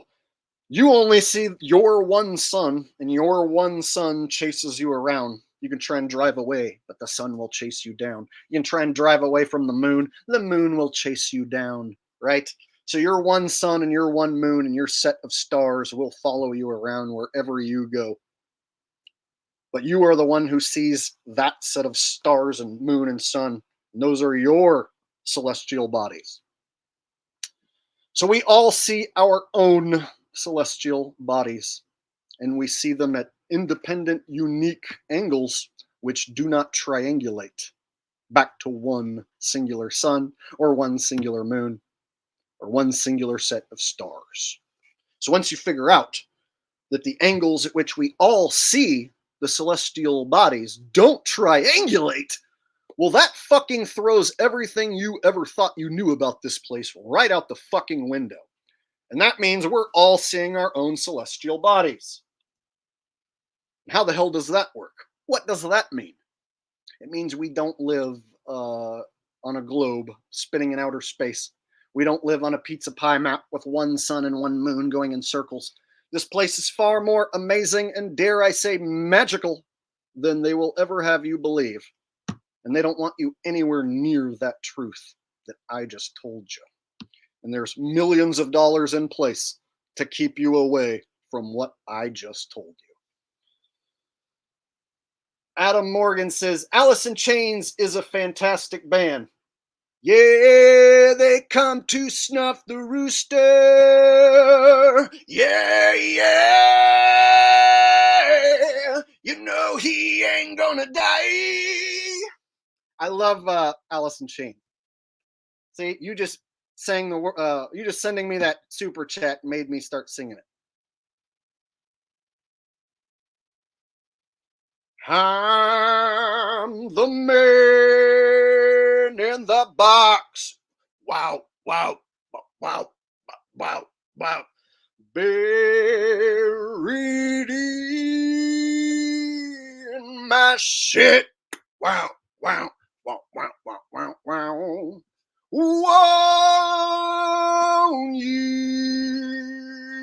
Come and save me, save me. There you go, little Alice in Chains for you, bro.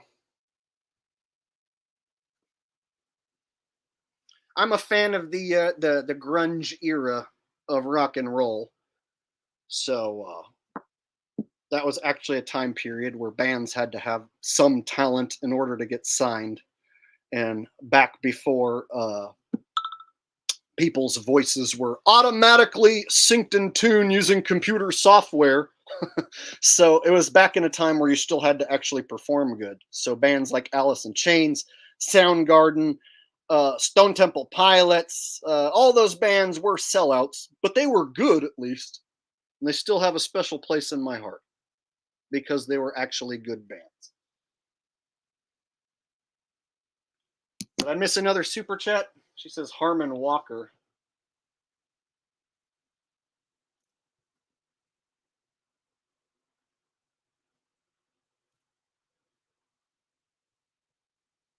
Did I miss a super chat from someone? Okay, I see one.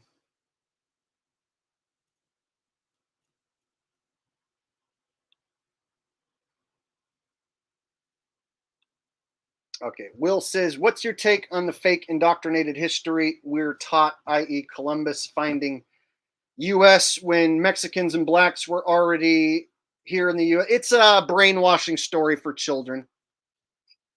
So you got to tell the children this story about Christopher Columbus, how he discovered America, and he found out that the Earth is round because he sailed around it, and so they tied in the globe Earth when I was a kid, and Earth being round with the Christopher Columbus story. It like went hand in hand, and so I even remember like in kindergarten, the teacher saying something like, Christopher Columbus held an orange in his hand, and it was believed back then that the earth was flat, but then Christopher Columbus, while staring at an orange and eating an orange and staring at the sea, he realized that the earth was actually round while he was eating an orange. He just totally like had this thought that maybe the earth is round, and then he discovered that it was round by sailing around the round earth. So it was like this story we're told when we're kids about this guy with a boat who figures out the earth is round. So I can remember my brainwashing going back that far. It was like kindergarten, Christopher Columbus. And you know what? They cemented the deal. They had us glue construction paper together and make a Christopher Columbus boat out of construction paper and Elmer's glue. So that's how I remember.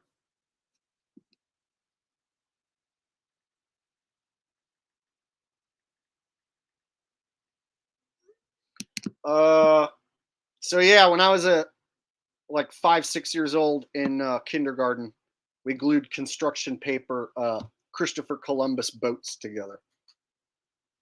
That totally sealed the deal that the Earth's round.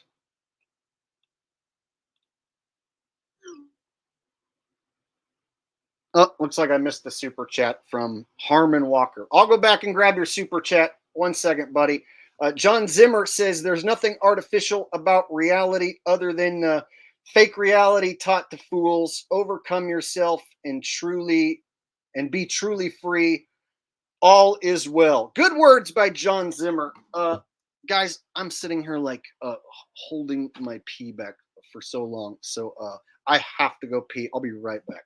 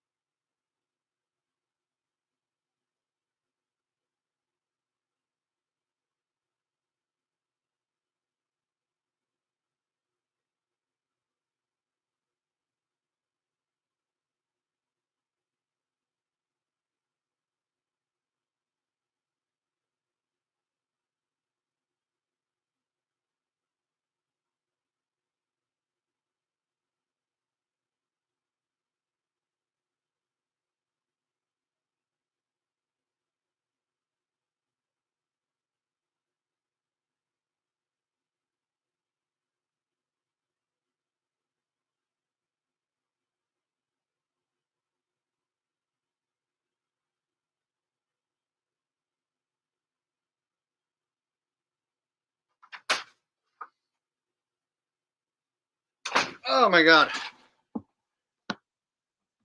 Could not hold it any longer. All right. Phew. Okay. Let me go back and try and find this super chat that I missed.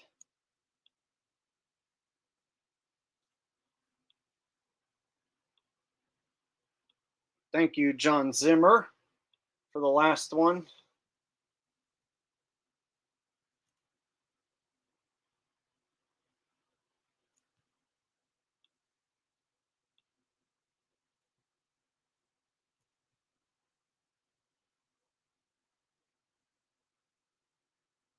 All right, 1 minute. I'm trying to go back and find a super chat that I missed, and I guess it was a while ago. Okay, I found it. My bad, bro. Harmon Walker says, I tuned in to listen to your critique of Pat and Mark.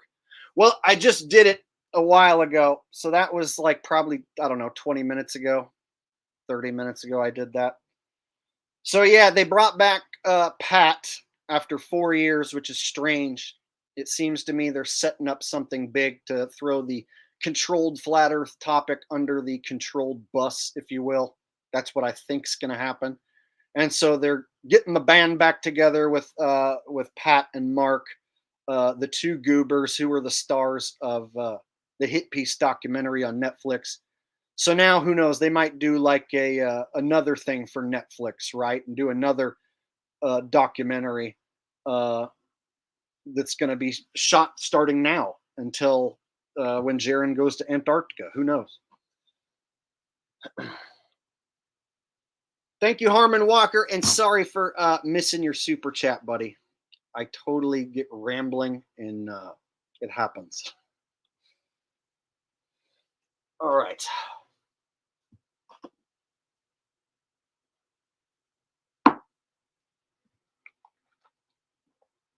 Okay, open topic chat.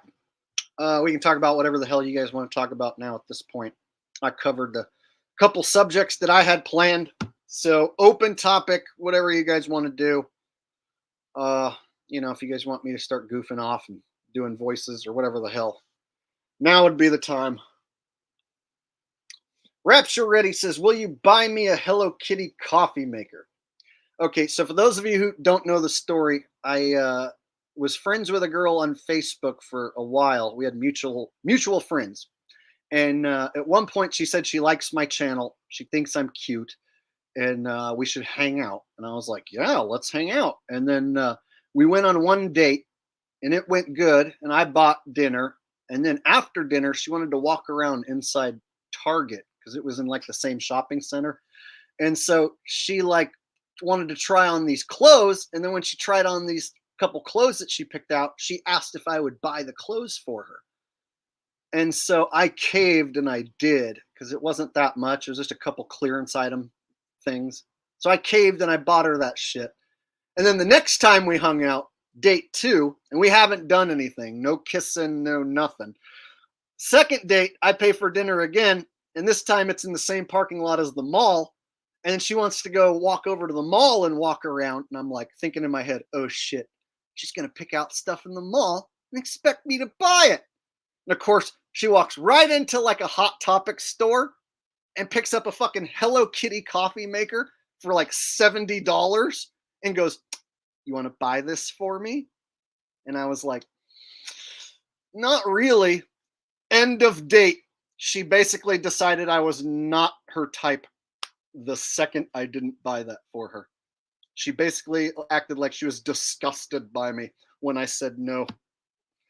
So yeah, that's the Hello Kitty coffee maker story. 2 dates. I bought 2 dinners and some clearance item clothes.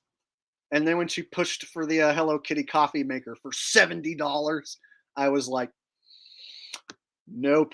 And then she threw a fit. Like literally, like, I'm leaving right now. I can't believe you just did that to me. You just embarrassed me. No woman is ever going to want to be with you if you do that to a woman in public. I'm like, okay. Bye. Yeah. So people like that story so much that they want me to retell it. from time to time.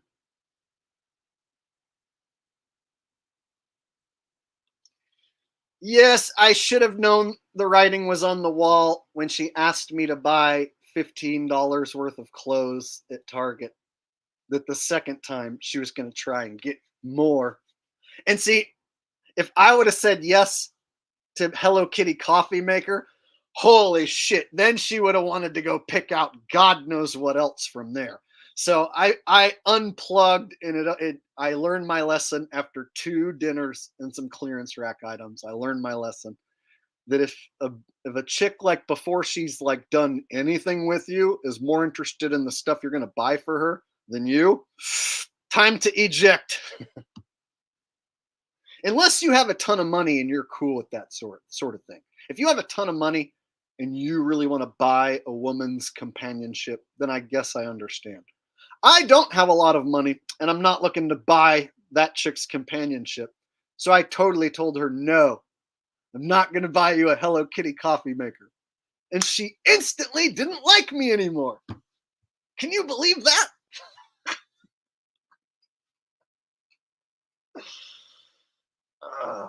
Fucking 40-year-old woman wants a Hello Kitty coffee maker and wants a man to buy it. And is disgusted with the man when he doesn't buy it. Hello, this is 2024. I don't think so. What are you bringing to this relationship that makes me want to be a part of it? Oh, you're a total gold digger who can't even afford your own Hello Kitty coffee maker at 40 years old? No thanks. You know what's funny is I get to tell this story, whereas she gets to tell the story that this piece of shit asshole didn't buy her a coffee maker that she wanted. That's the story she gets to go tell people about how I'm a no good piece of shit. Because I didn't buy her exactly what she wanted on a second date. And I get to tell this funny story for my audience, way more people. And I get paid to do it, and everyone thinks it's funny.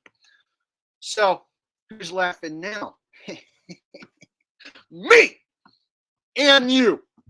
We collectively are laughing now at that bitch. So let this be a lesson to any woman who wants to come along, string me along. I'll tell a story about you in front of my audience and make you sound like a total bitch. Speaking of, are there any nice ladies out there who want to date me? I'm single. Yee! Totally looking to mingle. In fact, there's one girl that I was hanging out with who doesn't want to mingle right away. So I kind of don't want to hang out with her anymore. So now I'm looking for a girl who totally wants to mingle like right away. If you know what I'm saying. Because this one girl who like wants to hang out but not mingle, ain't got time for that. And you guys dealing with a chick who totally wants to hang out with you all the time, thinks you're great, but no mingling. No mingling whatsoever. You just have to be cool with just hanging out until they decide you're a good enough guy that maybe you get to do a little mingling. Fuck right off with that. Jeez. What am I, 12? So yeah, I'm single still.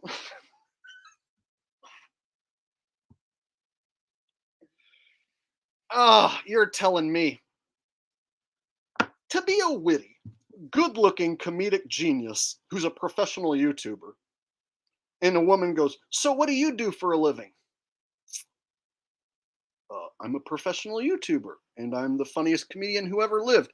Instantly, they hate you, and they're done with the date. No one wants to hear that. So I have to pretend like I'm not the funniest fucking guy who ever lived in order to not turn off some bitch.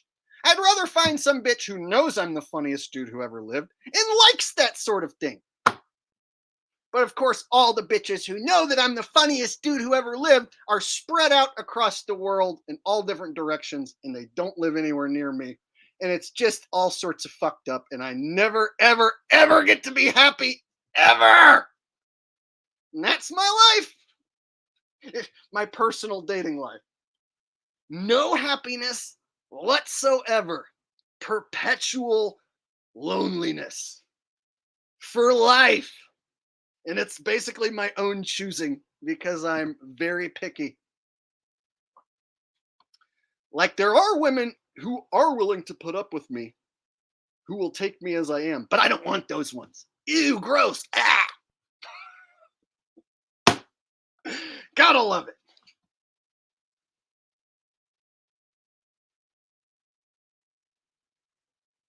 Yeah, so if I go on a date with a normie from a dating app, I have to turn all of this down to like 10%. I can't do any of this. I'll fucking scare them away immediately. I can't be this. I can't be anything like this. What I do for a living? Fuck.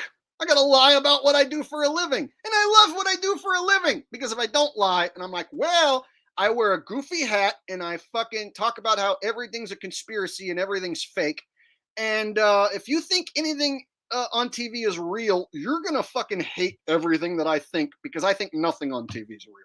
So basically, every woman nowadays who's a normie believes everything on TV.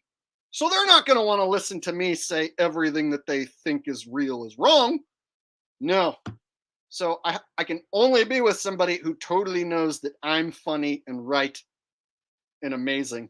They have to already go into it knowing that. I don't want to have to teach them that I know all that stuff. Fuck. It's too much work to convince a woman I'm super funny and awesome. I want them to already know by watching me. So it's almost like I can only be with a chick who's watched my channel for many years and loves me already going into it. It's like the only way it would even have a chance. If I meet any fucking person normally and I have to go through the, oh, so what do you do for a living? I'm a YouTuber. Oh, well, what do you talk about? Conspiracies. Can you send me one of your videos? I'd rather not. I'd rather you meet me first and me pretend that I'm not super crazy before I show you who I am first. So it's like a weird deal where if I'm going to meet somebody who doesn't know about all this, well, then I can't fucking be this.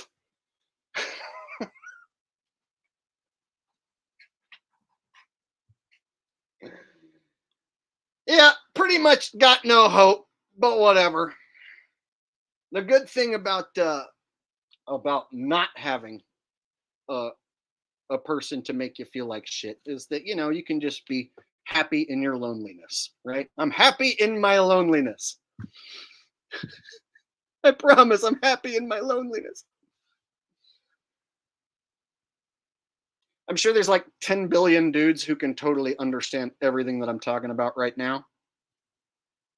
And then there's probably a few hot chicks listening who are like, I have no idea what the fuck he's complaining about. I have none of these issues.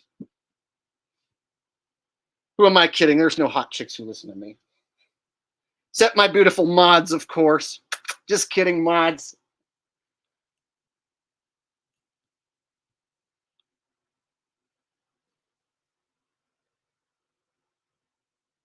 Rose, you're 100% correct. Yeah, it's way easier to find a dude who's not a total sheep than it is to find a chick who's not a total sheep. Way easier. That's because like more dudes are awake to conspiracies than women. That's just like a fact. And I know that's a fact because when I look at the audience, it's 94% are male and 6% are female. It just so happens that we get a good representation of the females when I go live. But altogether, my audience, and I make conspiracy content, it says that my audience is like 94% male to 6% female, which means conspiracy content is mostly consumed by males. People thinking about conspiracies going to mostly be male. It's a male-dominated content realm. So yeah, far less women are going to be watching that content or into it. So fellas, if you got an awake woman, you better keep hold of her because there ain't many to go around.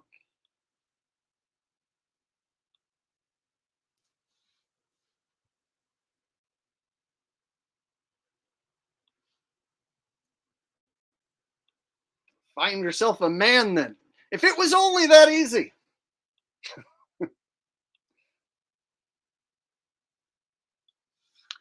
Yeah, I still have, balls that produce testosterone that drive me to want to fuck women. So that's just not an option.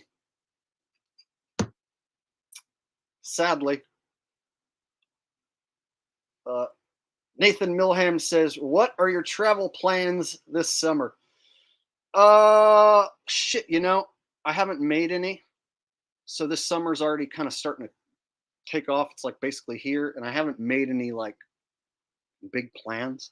I always want to leave and go places during the late spring, early summer. I always have the want, the urge to get out of this office. And so I did that last year, and I have the urge again, but it costs a lot of money to travel, and to travel like day after day after day and put lots of miles on your vehicle. Like it gets expensive. And so I just don't have any big trips planned right now. So that could change. I have a few concerts that I'm going to go to and do a few like, overnight trips, weekend trips. But I don't have any major like cross country plans as of the moment.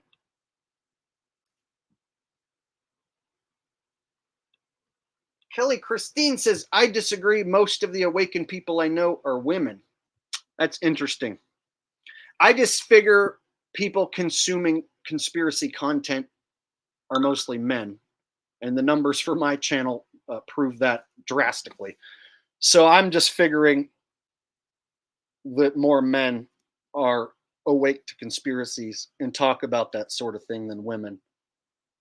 So perhaps because you are a woman, like you don't see it the same way, and I'm a man, like we have our own biased opinions, but I'm pretty sure I'm right and you're wrong. I'm pretty sure you just don't notice, and I totally do notice. Rapture Ready says, what's the weirdest thing you've seen someone do? That's a tough question to answer.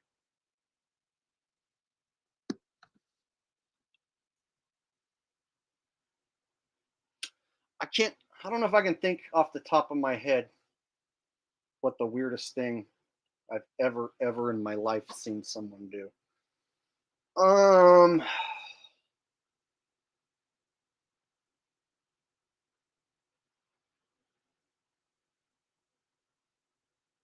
God, I wish I could give you some good, funny example, but off the top of my head, bro, I'm like drawing a blank.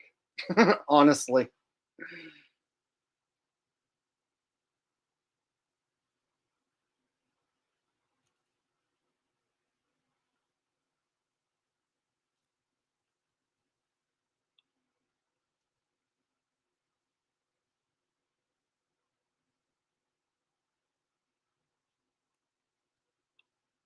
Okay, I missed a super chat from Will H. I had to go back and find it. Sorry, Will, for taking so long to get to your chat, but Rose just texted me that I missed your chat, so had to go rustle it up. And Will H says, is Swifty a man? So you got to watch how you talk about things like this. So I'll say it like this. I don't think every single person in Hollyweird is inverted. I take it on a case-by-case basis. And so for instance, I don't think Shaquille O'Neal is a 7-foot tall lady. And I don't think every single dingle celebrity is inverted. So I take each one as a case-by-case basis. So in this case with Swifty, gun to my head, I would probably lean male, gun to my head. But I can't prove it. And there's other examples out there that are a lot more obvious than Taylor. So I'm not going to say that she's the most manly looking celebrity ever, because she's not. There's other examples that are way more obvious. But gun to my head, I'm going to lean male.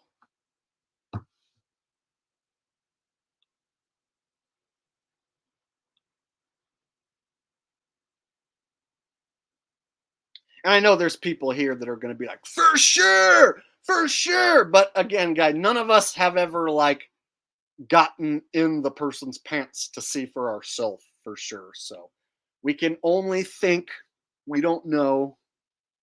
Sometimes it's a lot more obvious than others. Evan says, Jake, why are they pushing transformerism on us? Because it's part of their gender bender agenda. So I will say there is definitely a push for that agenda. You know, they want a man to lust after a man. They want, you know, women to be men and men to be women. It is part of their gender bender agenda, and it destroys the strong, tight knit family unit in a way, and it erodes away at morals and qualities of a tight knit, strong family unit. And so, and it also it breeds a soldier not willing to fight, if you will. The type of human that that supports this sort of thing is less likely to stand up and fight or speak out against what is wrong. So this gender bender agenda, it creates humans who don't want to fight back or stand up against what's wrong, and perpetuate the degrading of good morals in a tight knit family. I'm trying to like dance around this term so that I don't get censored.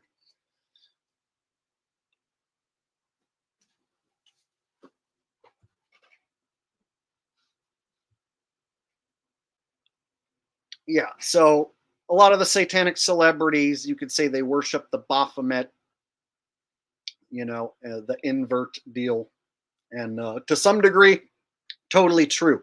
But I can also like name some examples that like, well, okay, so if not every Hollywood actor is inverted, because Kevin Kline is a man who played the part of Melinda Gates.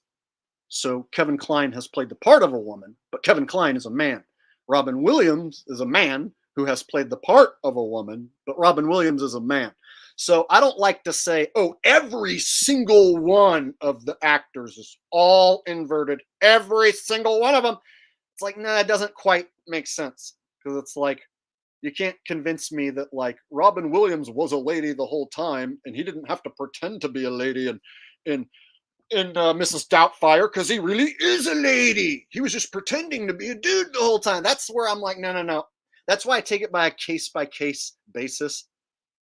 So like, you can't be like, oh, Shaq is totally a lady. Shaquille O'Neal is the most dominant woman basketball player of all time, because everyone's inverted. See, so I don't do the whole everyone's inverted deal, because it doesn't make sense. So I take it on a case by case basis. And in some cases, I think that there's been some male actors who've portrayed female parts, but they are male actors, right? And vice versa.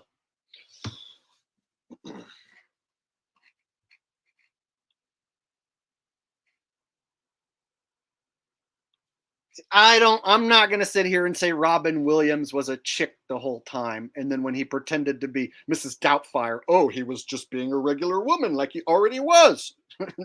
Not buying that.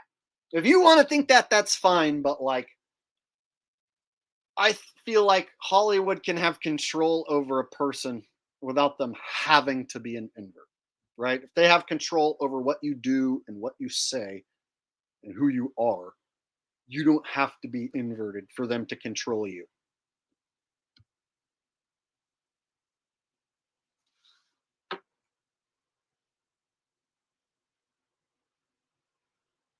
And then, at what level? So like medium, like range celebrities, even low range celebrities, like, you're gonna count all of them?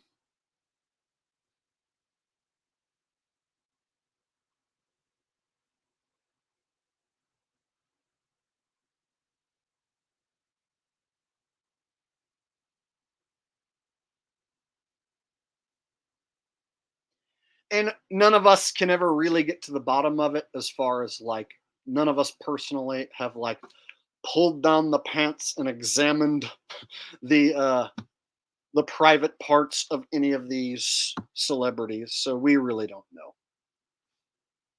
I mean, in some cases we know, but to paint every celebrity as, yes, every single one, bar none, is all inverted, I don't go there. Did I miss a super chat? Okay.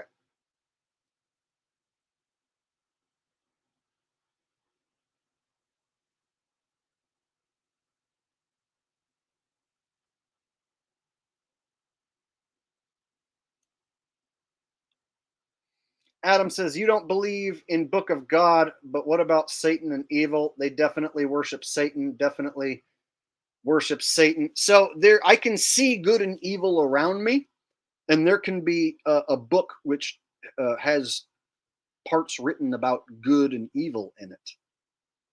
But I'm not going to take the word of a book that was written by men, printed in a factory. Like, God himself did not write those words and print it with magical powers, right? Like, how did all those copies get out there, you know? So I'm not here to tell anyone that their religion is wrong. All I'm saying is, like, I don't worship any book gods, and I don't believe in the mainstream science version of how us humans came to be here. So I'm still trying to figure it out, but yet I don't think I'm going to be able to get to the bottom of it. And so I don't just have blind faith in any book religion. So if you're one of those people that, you think you got it figured out, you have faith in this book or that book, hey, that's cool for you. It's just not my thing.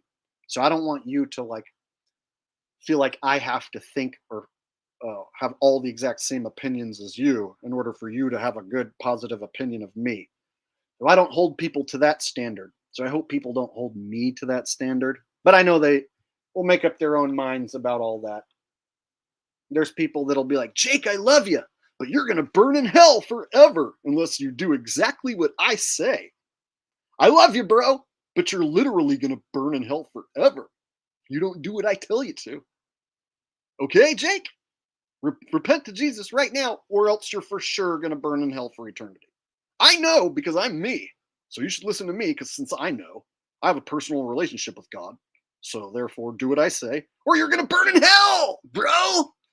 So yeah, as long as you don't do that to me, then we're cool.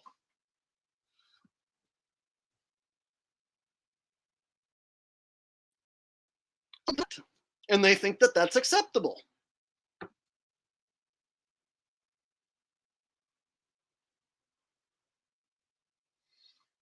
All right.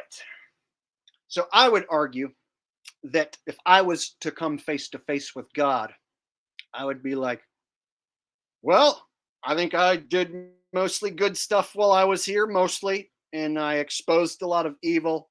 I gave a lot of people joy with my comedy, my music, and I was mostly a pretty damn good dude while I was here in this flesh bag. So therefore, there's no possible way I'm going to allow you or anyone to burn me for eternity. Okay? And now that I'm here in the afterlife, guess what? This is my world now. So I think I'm going to make myself comfortable and become an afterlife DMT entity.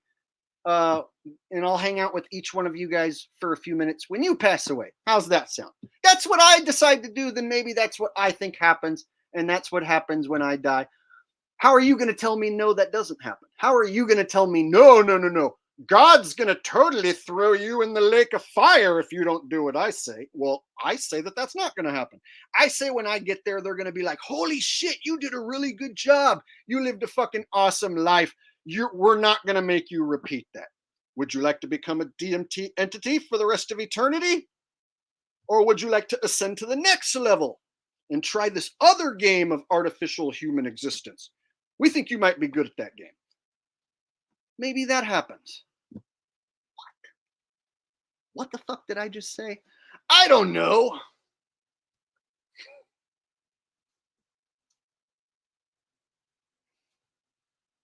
All right.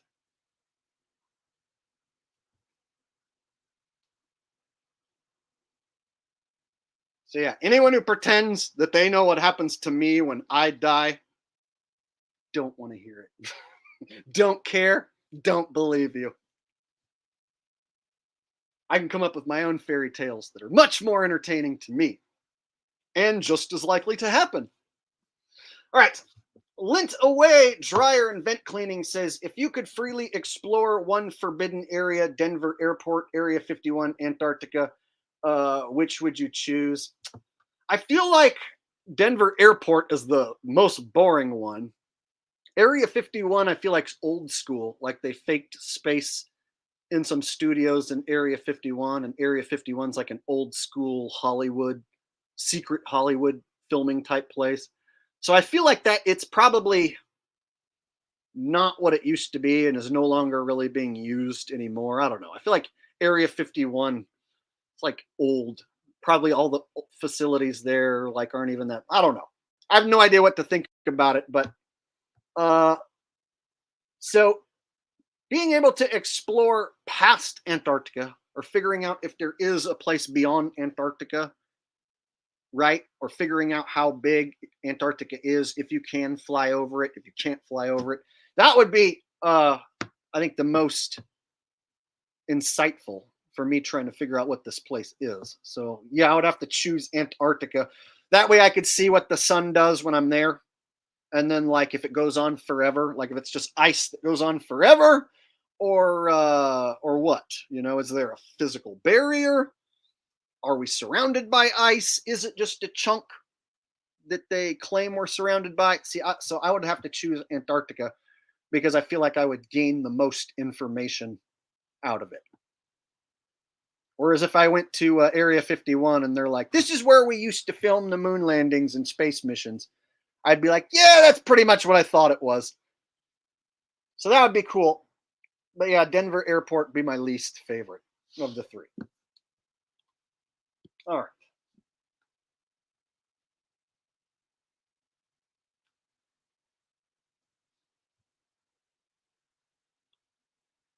Could be a portal in the Denver airport. There could be. I'm not saying for sure there's not a portal to a demonic dimension. There could be, but maybe there isn't. Maybe it's just a shitty airport with some Masonic shit that's not that interesting. Maybe that. Maybe it's just a shitbag airport and they have a few areas that they designed to please themselves for their own shits and giggles. And it's not that big a deal. I don't know. Or maybe there's a fucking demonic portal down there that takes you to the demonic underworld and you get to meet Baphomet himself. One or the other is probably true.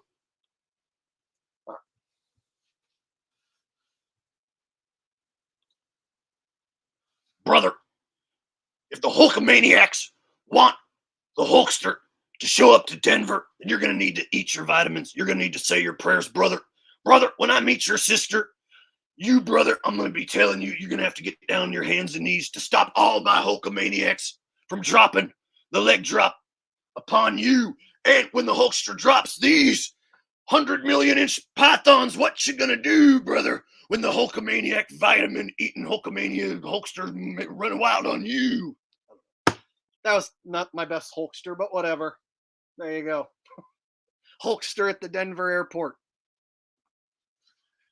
Brother, you better eat your vitamins, brother. My sister and my mother and my brother are going to be eating some vitamins. And what you going to do when Hulkamania runs wild on you? I'm going to eat some vitamins, brother.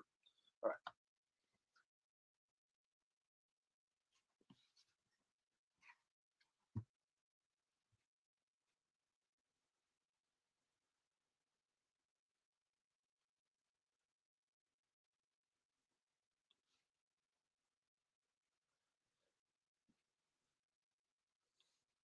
When it comes to stuff like CERN, we're stuck on what for sure that those things are doing.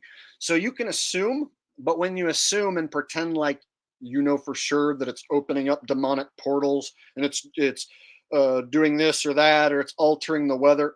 So when you start making assumptions and pretending like you know for sure, that's how you come off like a unhinged lunatic. And it's like, you really need to admit the things you don't know. So, for instance, when someone asks me about CERN, I'll be like, I don't know what that thing is doing. There is a CERN apparently, and it looks like it's probably not doing something that's good for us.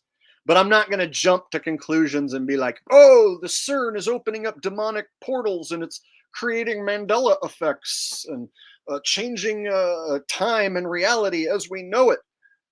That seems like a bit of a jump unless you got some serious proof. And if your proof is, I saw a video online that said so, then what do you really got? Last I checked, none of us can go check out the CERN and figure out how it works for sure and what it's really doing for sure. So what they leave you doing is speculating, and there's a whole lot of garbage and controlled opposition that will have you go down a rabbit hole of bullshit. So I try to avoid going down the rabbit hole of bullshit and just be like, I don't know what the CERN's really doing. Maybe it's not doing nothing. And everyone just thinks it's doing something demonic and terrible. Maybe it's just a stage prop. How do we know it's a stage prop or it's a demonic portal that creates Mandela effects? How do we know for sure? We don't. Adam Morgan says, what event or situation sparked your intellectual journey? What age were you? For me, it was the moon and 9 Wonder. 9 Wonder and chemtrails back in 2014. 2014, I went down the conspiracy rabbit hole. And then 2015, flat Earth started to blow up. By 2016, I created Flat Earth Asshole YouTube channel, which you are now currently watching, which is known as Jake the Asshole. So, yeah, 2014, I got hooked into the conspiracy shit. And then by 2016, I was making my own content. So that's how quick it escalated for me into watching and then talking about it. And here's the thing, I never thought that this would be my career. So that first video I made, it was because Flat Earth was just such a interesting topic. And I was just so enamored and infatuated with it at the time. And I just wanted to be in that same circle with the content creators that I was watching. I was watching Eric Dubay and Matt Powerland, and I wanted to be like those guys. And I wanted to be in that same circle and talk about this subject that was so interesting. So I didn't know that I basically started a new career path the day that I fucking made that first video. And here I am still doing that career path to this day. And successful, making money. So thank you, Adam Morgan. Got a donation, but no message from Dolan Delidia. Thank you very much for the donation. No message attached, but the donation is always appreciated. Thank you, sir. And make sure I didn't miss anyone else's chats.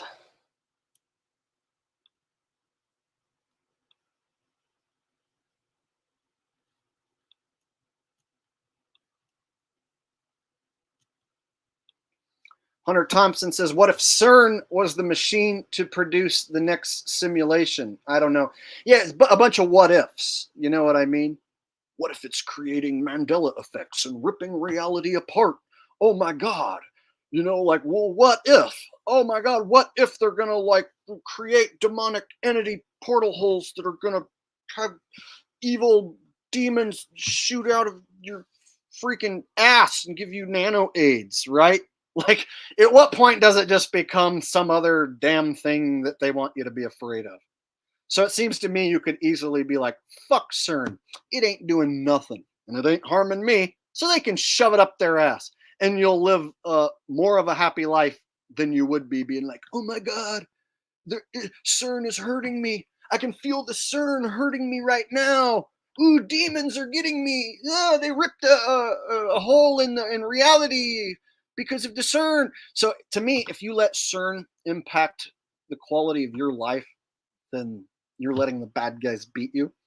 It's better to be like, CERN doesn't do shit. Fuck CERN. I don't give a shit about it. I wipe my ass with CERN, right? See? I think you have more power, and that way, not being afraid of their bullshit. To me, it's like, look, I'll be afraid of something when they establish that it's truly worth being afraid of, right? So when they established that the CERN machine for sure is doing something, and I for sure should be afraid of it, well, then I'll start thinking about being afraid. But until then, I don't even know if it's even fucking doing anything. I don't even know if it's even real. And Link Away Dryer Vent Cleaning says, do you foresee any crash USD WW3? Well, at some point they're going to try and push digital currency upon us and do away with cash. I mean, that's a given. So it's going to take them a while. They know that people aren't quite ready to just hand over all their cash. So if they were to be like, oh, we're going digital, starting next year, so everyone, you have to hand in your cash, a lot of people would throw a fucking fit. So I think they're going to wait a little longer before they pull that card, because they know there's going to be some backlash. But they're going to basically try and do away with cash at some point. They've basically let us know with the creation of digital currencies, Bitcoin and other digital currencies, that's the wave of the future, tracking every single purchase that you make. Every dollar you spend will have a receipt, a computer receipt attached to it. So part of their evil plan is to do away with cash, which sucks because I like cash and I still use cash. So I'm not going to be happy to see cash go. That's going to be a real bad day when it does.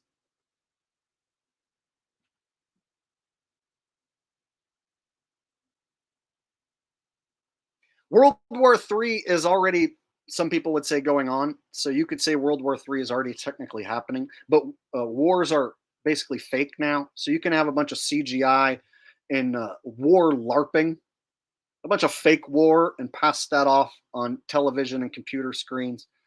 And, like people here in America, we're not getting bombed. We're not getting attacked like by any weapons that we can see as far as like war weapons. Like our buildings aren't being destroyed by incoming bombs or anything. So it's hard to like watch any war on TV and take it seriously. So I'm bored to shit by fake war stuff to where I don't even cover it. So you guys don't hear me talking about the fake war shit because it bores the ever living shit out of me. World War III. Oh my God, a war in some other country that I've never been to and don't give a shit about. Oh yeah, I really care. I'm so scared. You don't see me pretending to care at all, because I don't.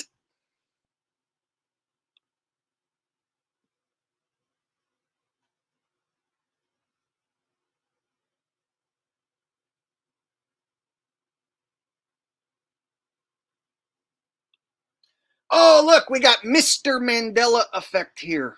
Look, bro, I know you're a fucking shillbag, piece of shit. And you want your spotlight from Jake the asshole. Now you got it. Listen here, shitbag. I know your whole channel and your existence is all dedicated to Mandela Effect. But you're a shill who cornered yourself into that fucking topic, and you don't have anything else other than that. And then you go around telling everyone they're a shill if they don't agree with all your fucking Mandela effects. Well, guess what? Some Mandela effects are kind of weird, and I can't quite explain it. But other ones I've personally fucking debunked, like Jiffy peanut butter. There's people who say, oh my God, Jiffy peanut butter was a thing, and now it's not.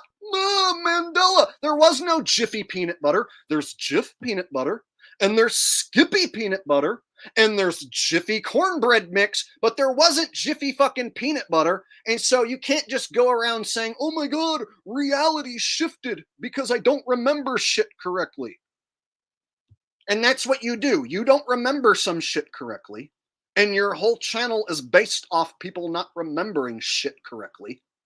And so you go around talking about Mandela like it's the most important thing in the fucking world. And it's not. All right? Most Mandela effects don't affect me at all. And I don't give a fuck. Oh my God, it used to be Bernstein and now it's Bernstein. Don't give a fuck. Can I explain it? No, but I don't give a fuck. What am I going to do? Turn reality back? Am I going to fix reality if it keeps shifting? I can't stop reality from shifting if that's the case. So if they're going to shift reality and only change a bunch of stupid shit that I can't change, well, I'm not going to sit around and bitch about it all day. I got other stuff to talk about. Why don't you talk about that? Oh, that's what you do on your Mandela Effect channel that only talks about Mandela effects. You're a fucking shillbag who hung out with David Weiss and all the flat earth shills. So, when your fucking fake flat earth pizza pie map with your one circling sun crumbles and Jaren says it's a globe, are you going to be one of the shills that jumps on board with the globe? Or are you going to say, no, it was a Mandela effect. We all are just Mandela affected. There you go. You finally got Jake the asshole to acknowledge your fucking stupid shill ass. Hey, Brian, what are you, like 5'2"? And you talk shit to me? Bro, if I ever saw you in person, do you realize how easily I could knock you the fuck out? Just saying, there's not many smaller dudes than me who talk as much shit to me as you. So you're one of the few dudes who's way smaller than me out there running your mouth. Just know if you ever ran into me in person, I would make you admit that you're a bitch. I would make you admit that you're my little bitch. Understand that, Brian? You wanted my attention? Now you got it! Now play that on your channel so you can get some views. Take that clip and play it on your channel. The great Jake the asshole finally talked to Brian Stavely. That's the most famous thing you've done in your fucking show career, is get me to talk about you, you little stupid piece of shit. Congratulations. Aren't you glad you showed up to my stream and made a nuisance of yourself so that I decided to finally talk about you? It's the day you dreamed of. Jake the asshole made you relevant and talked about you during his stream, which gets way more views and people watching than you ever will in your fucking shill life. You'll never have as many people as I have watching right now, ever, because you're not entertaining and you're just a Mandela effect shitbag, little piece of shit loser. And you're connected back to shitbag shills like David Weiss, who was on InfoWars with Alex Jones. But I'm sure you got an excuse for that, right? While we're at it, here's another Mandela effect that people get confused by a lot. That's not really a Mandela effect. Luke, I am your father. No, I am your father. No, Luke, I am your father. Which is it? Is it Luke, I am your father? No, I am your father. Or no, Luke, I'm your father. You got 3 choices on that one. Ooh, Mandela gave you 3 choices. And guess what? I can go find a clip where it says, no, I'm your father. And we're talking about Empire Strikes Back now. And I can find the clip where it says, Luke, I'm your father. That's somebody dubbed in who's part of the Mandela effect cult. And I found a clip where it says, no, Luke, I'm your father. So there's 3 clips. Which one's the right clip? The one that says, no, I'm your father, because that's the one that fucking makes sense from the movie. He said that you killed him. No, I'm your father. Oh, that's the one that makes sense. Because he wouldn't have to say, Luke, I'm your father. If Luke says, no, you killed him, he wouldn't say, I'm your father, Luke. Luke, I'm your father, Luke. Luke, I'm your father. No, he said, no, I'm your father. Because Luke said, I heard you killed him.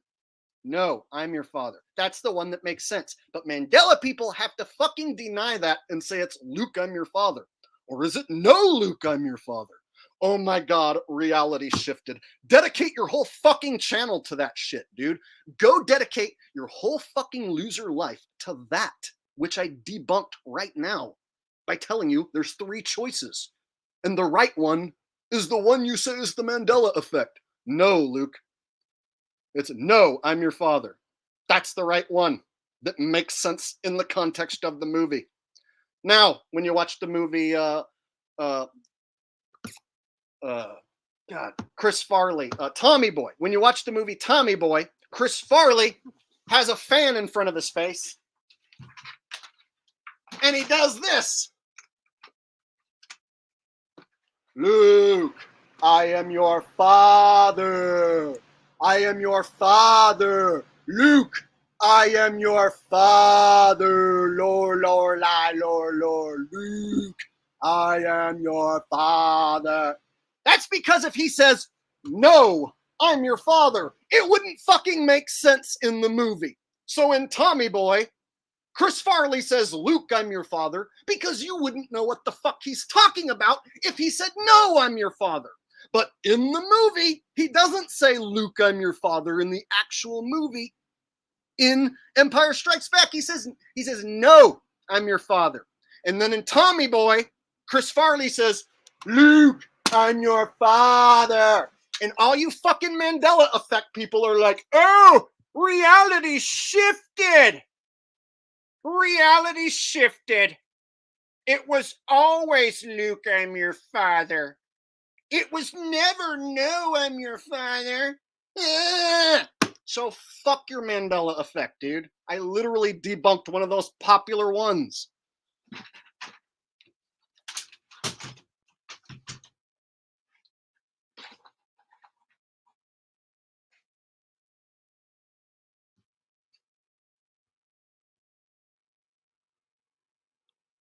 Oh, are you a fake Stavely channel? And I just did all that to a fake Stavely channel? Whatever, it was funny. Everyone was entertained.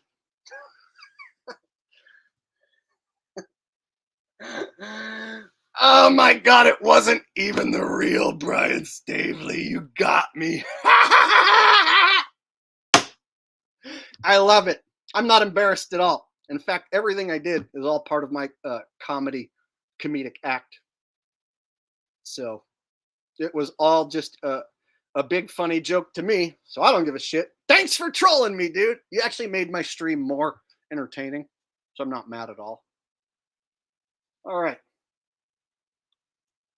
Wow, I totally just went off because of a fake Brian Stavely. Oh, it was fun. But seriously, some of the Mandela effects are total fucking bunk that you can easily explain.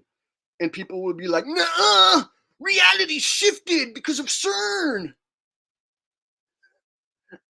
And you know what? Brian Stavely talks shit about me, and he's connected back to David Weiss. So I had this, like, all this hatred just come full circle. Oh my god. Bro, hilarious. You created the perfect account to trick me. Like, if that would have been an Eric Dubé account, I would have been like, oh, that's probably fake. You know what I'm saying? If it would have been a bigger name, I would have probably checked it. But since it was Stavely, and he has rolled through here and talked shit about me before, I totally bought it. Hook, line, and sinker. And I meant everything I said. All right. Holy shit, you guys. I got a match on Bumble.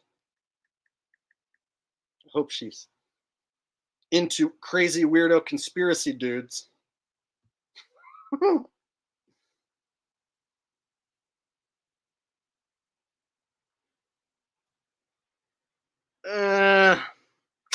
Not interested. Wah, wah, wah.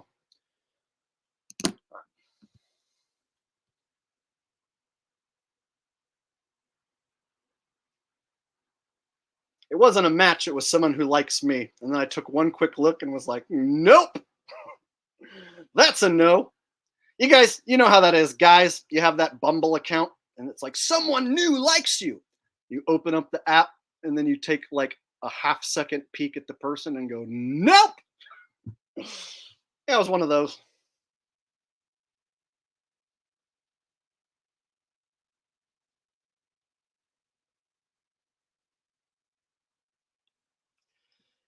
Yeah, and like a big, like Mexican face with a giant forehead and a giant nose and big eyes. And nah, no, just no, an insta no.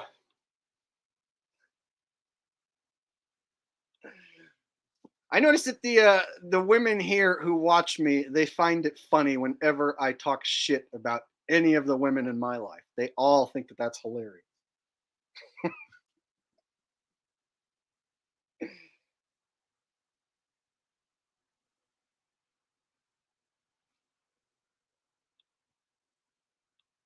Me versus Alex Jones in a boxing match. I would do it for publicity and all, like just to get my name out there, but they wouldn't let him do it because I would whoop his ass. If it wasn't scripted and it was like me and him in an actual cage MMA or boxing, let's say street beefs, like we're gonna do a full 3 round uh exhibition on street beefs. I don't think Alex Jones could last 3 rounds. I don't think he has the stamina to get out of 2 rounds. I think after 1 round, he would be huff and wind. And by the second round, I think I would be picking him apart. I just don't think Alex Jones would be able to hit me when I'm like fired up and in fight mode and I'm like moving fast and I've got amateur boxing experience. I just don't see any way that a man his age, and I think it's Bill Hicks. I think Alex Jones is Bill Hicks. And so Bill Hicks is like 62, 63 years old. I just don't see a man who's 62 years old and fat and in bad shape going to hang with me for 3 rounds. Just no way. See, I feel like I could just hang on the outside and pick him apart with jabs for a round or two until he was absolutely just doubled over from exhaustion, and then I could just start hammering him with huge shots. I wouldn't be really afraid of Alex Jones landing a giant shot because I doubt at any point of his life he like trained enough to be able to even throw that punch. And if he put everything he had into a punch, the chances that it lands on my face flush and actually takes me out, like hitting the lottery. Just don't think it could happen.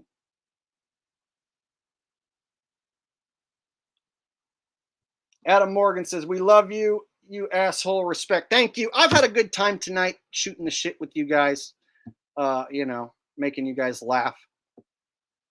So thank you guys for hanging out and listening to my comedy rants tonight. I appreciate that. Adam Morgan, you donated several times tonight. So thank you for hanging out, buddy. I appreciate it.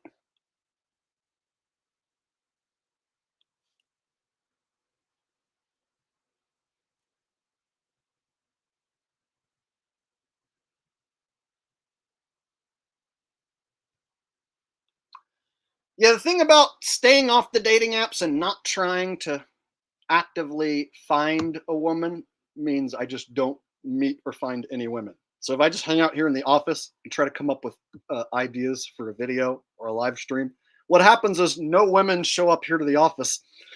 So then it just equals no women, just no dates, no kisses, no hugs, no nothing. And that just goes on over and over, month after month. And it's like, so it gets to a point where it's like, if I don't put in an effort, then it ain't going to happen. See what I'm saying? If I hang out here in this damn office, right?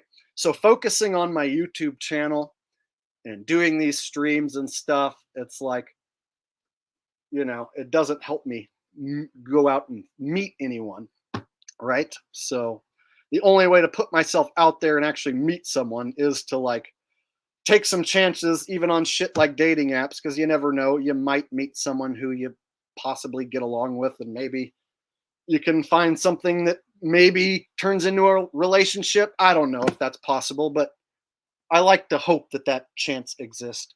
And I have a few friends that defied the odds. There's a friend I have. She's an older lady who met a guy on the apps, and they're getting married now, and they're a cute couple. And it's like he like looks like a perfect version of exactly what she needed.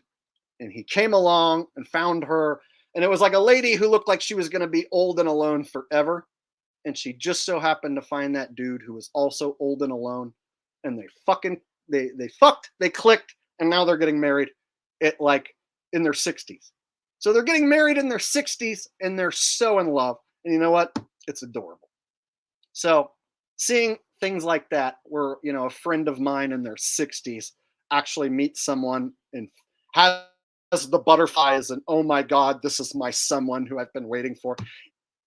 Miracles can happen. It can happen to you. It could happen to me.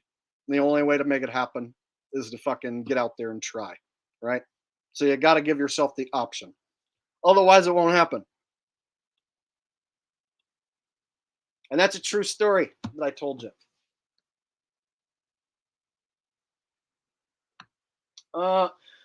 Problem with club or bar scene is like, I personally don't want to like hang out at a bar by myself because that's like a weird look. So I kind of need to like have someone to go to a bar with. So then you need like a wingman.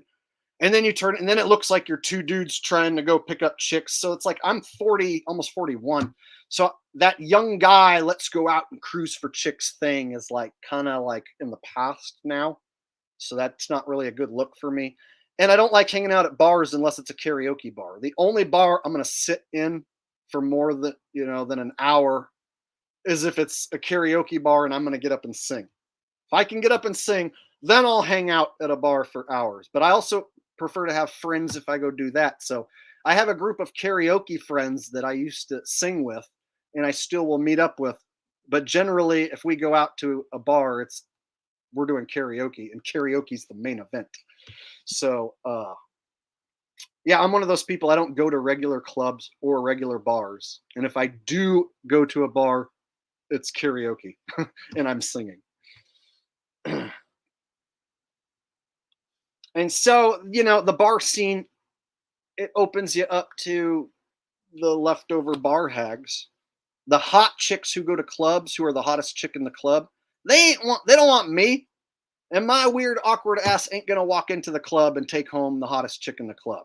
So if I go to, you know, a karaoke bar and some, you know, old chick who's in, you know, her 60s wants to take me home, well, not quite what I'm looking for. So going to the bar doesn't equal success. And there's a lot of people who will tell you, yeah, that's not where you should go. One of my beautiful mods who I need to shake hands with and give a hug to one of these days, Jonna. She's been here the whole time in chat. She's sending a very generous super chat. She says, "Hi, Jake. Would it be possible to do a Chong Trump impression?" A Chong Trump impression. Okay, so that means I got to be Tommy Chong doing and saying Trump stuff. Let me see what I can put together for you, sweetheart. So, like, when I come back as your Lord and Savior, excuse me, I mean President of the United States, man, first thing I'm gonna do is light a super huge doobie, man. My dog ate my stash, so I had to follow the little motherfucker around with a little baggie. It really blew the dog's mind. But yeah, man, when I come back as your president, right after I finish getting high, I'm going to totally put Trumptricity into all your homes, man. I'm going to put Trumptricity into all your homes, and it's going to cost like half the cost of regular electricity, man. It's going to be like greener and meaner and far more superior. Yeah, man, it's going to be way more sophisticated, man. Man, if your home's not running on Trumptricity, man, then you got it all wrong, man. When Trump comes back, man, he's going to get rid of all those Democrats, man. All the Democrats like Oprah, Tom Hanks, man, they're going to be running scared when Trump comes back, man. I can't wait for Trump to come back, man. I'm going to light me a huge doob, man. He's going to put that woman in jail. That's what Trump's going to do, man. Yeah, man. I'm going to put that woman in jail. The first thing I'm going to do is I'm going to put that woman in jail, man. Yeah, man, that woman's going to be in like Guantanamo Bay, man. Don't you know that like Oprah and like Tom Hanks and like Hillary Clinton, they're like, he's going to like lock them up in like Guantanamo Bay, man. It's going to be the real deal, man. That's when Q's going to take over, man. Right now, like Trump and Q, they got control of the military, man. They're getting ready to take over any moment, man. Yeah, man, I totally got control of the military, man. It's gonna be far out. I'm totally coming back, man. There you go. Chong as president with Vice President Cheech. Yeah, man, can I be like your vice president, man? Sure, yeah, man, I totally need a vice president. You totally fit the bill, man. You're like officially now my vice president, man. Oh, that's great, man. I totally always wanted to be vice president, man. My mom told me when I was born I could like grow up to be the next vice president. So now I can totally make my mom's dreams come true, you know, man. It's time to celebrate. Hey, I'm just a love machine. And I don't work for nobody but you. And when my temperature rises, and then I go for her thighs, and then I say, guacamole in my shoes. Guacamole in my shoes.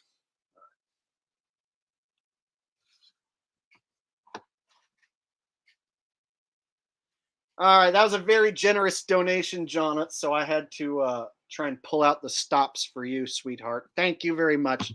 You've donated many times over the years, and I'm glad you're still here, still enjoying this content.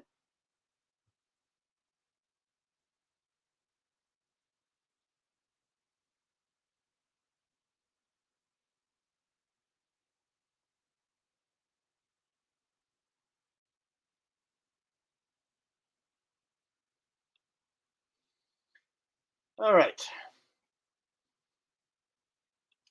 We already did the Land on the Moon song, like the first 5 minutes. Somebody sent me a super chat and asked me to do that. So you can go back and catch the Land on the Moon song in like the first 5 to 10 minutes of the live stream.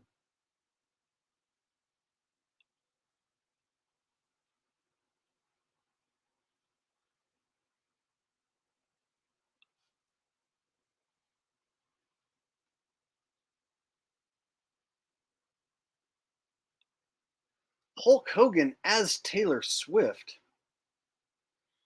I don't know. See, my Hulk Hogan is like kind of ridiculous. I just repeat brother over and over and take your vitamins and Hulkamaniac. I just basically repeat key catchphrases over and over. So I don't know what I would make Hulk Hogan say to make him be Taylor Swift. Yeah, I just don't know what to do with that. Some combos don't quite work. So the other day, someone asked me to be Sylvester Stallone doing the Terminator, and that fucking worked. I was able to do that like right away without thinking. But then there's other stuff where people are like, do this person, but have them do this. And I'm like, I don't know how to do that. I don't know what I would make Hulk Hogan say that would make him be Taylor Swift. And I don't know Taylor Swift songs that well. See, I would sing a popular Taylor Swift song as Hulk Hogan if I knew a Taylor Swift song well enough.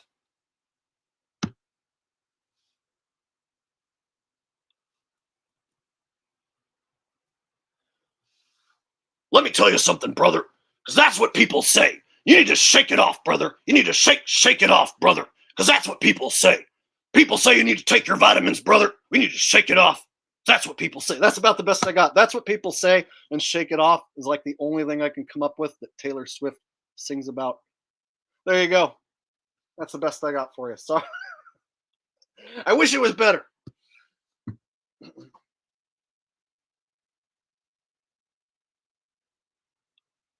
Rosnell Mateo says, were you in Reno in your latest short? The short was from 2019, and I just randomly uploaded it. And in that short, I was in Reno back in 2019. So yes, you are correct.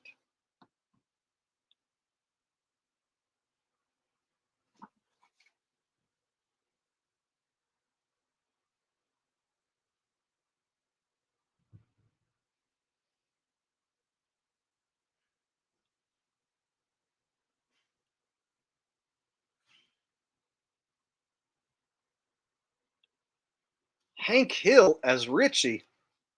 Oh man, you're really trying to challenge me. Creativity. You're really trying to challenge my creativity. Whew. Okay, so I have to have Hank Hill say Richie from Boston stuff. Well, I tell you what, I've been out here vaping in my overlander, looking up at the chemtrails, and I had to damn roll my window up because the Chinese drones were swarming and a-chasing. I had to spray them away with some propane and propane accessories. I got the hell out of there as fast as I could. Those damn Chinese drones always trying to fly up my hiney ho and give me nano AIDS. I don't know what in the hell those Chinese drones think they're going to accomplish trying to fly up my hiney ho, but at any rate, you can like, share, and subscribe, or you can not. You can order some gold with the promo code down below. But at any rate, like, share, and subscribe, or don't. At any rate, I'm going to go outside and barbecue using propane and propane accessories. I'm out. All right. I tried to combine a little Hank Hill and Richie there. All right. See, or I could have Richie from Boston say Hank Hill stuff.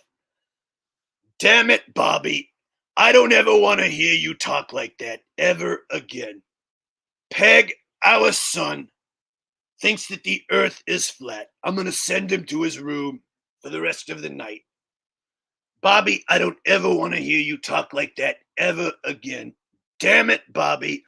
I'm going to go out back and barbecue using some propane and propane accessories. It's weird when I try and make one character say the other character's shit. It's kind of strange. It feels funny.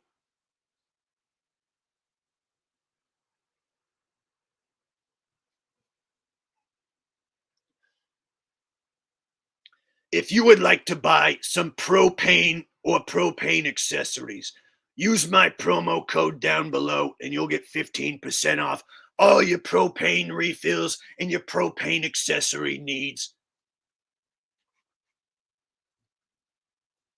Peg, I don't want to hear any lip from you. I sent Bobby to his room for the rest of the night. The boy needs to learn some damn respect, at any rate. Jonna says, hi, Jake. Could you please do Beatbox Champion or any song? Oh, my beatbox skills. That's true. I am the beatbox champion of the world, undefeated at beatboxing. I actually won 6 back-to-back world beatboxing championships, and then they barred me from competing. It's a true story. I'm internationally barred from competing in beatboxing competitions. And that's because I instantly win just by showing up. So, for instance, Dimebag Darrell used to be so good when he would play guitar as a teenager. They barred him from guitar competitions because it's like, oh shit, Dimebag Darrell's here. Competition over. So they stopped allowing Dimebag Darrell, guitarist from Pantera, the original guitarist. They barred him from guitar competitions. And the same thing happened to me when I would show up to beatboxing competitions. They would be like, oh shit, Jake's here? Well, the competition's over before it's even begun.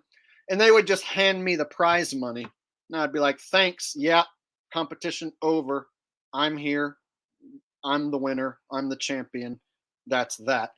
And so, yeah, this went on 6 years in a row until they barred me from competing as the greatest beatboxer of all time. So as it stands, I'm the undisputed beatboxing champion, greatest of all time. And you know what? I was thinking I could, this one special instance, because Jonna's requesting this one special day here, I will show you guys some of my beatboxing ability just for you guys. one special, one night only performance. How would you guys like to hear me, the greatest beatboxer of all time, perform the greatest beatboxing ever right now? Who here in chat would like me to bestow upon you the greatest beatboxing that you will ever hear in your entire existence?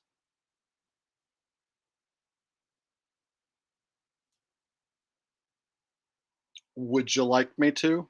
I know Jonna does, but do the rest of you want to hear the greatest beatboxing skill imaginable? I don't know if I should do it. Should I? Should I do it?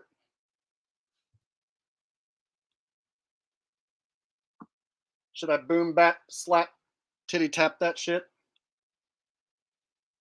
All right. Okay, just this once for you guys. This one special time. Because Jonna is so generous. I love all of you so much. I'm going to bestow upon you the greatest beatboxing you will ever hear in your life.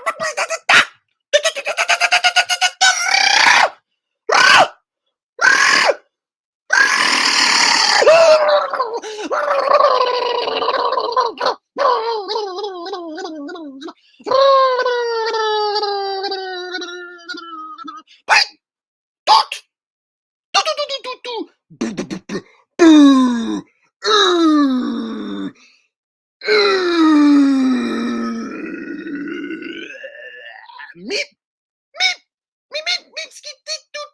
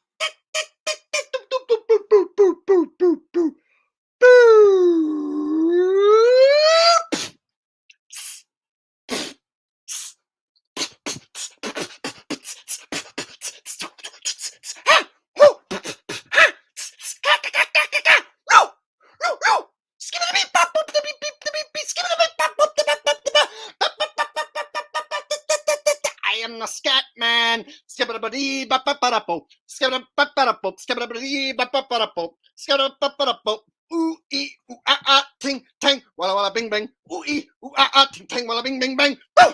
Skip! Mer!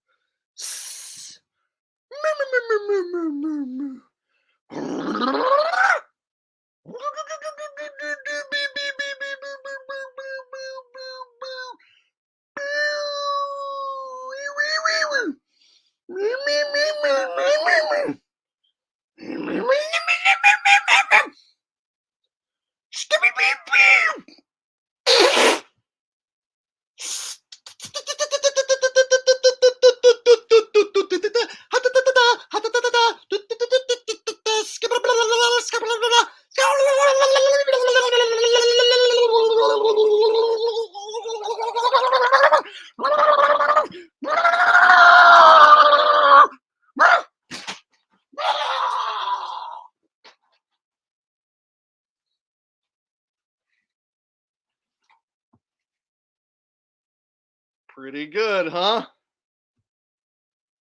What do you guys think? Do I still got it? That was the best, right? Best you've ever seen? I know. You don't have to tell me. I already know. It's a gift from God.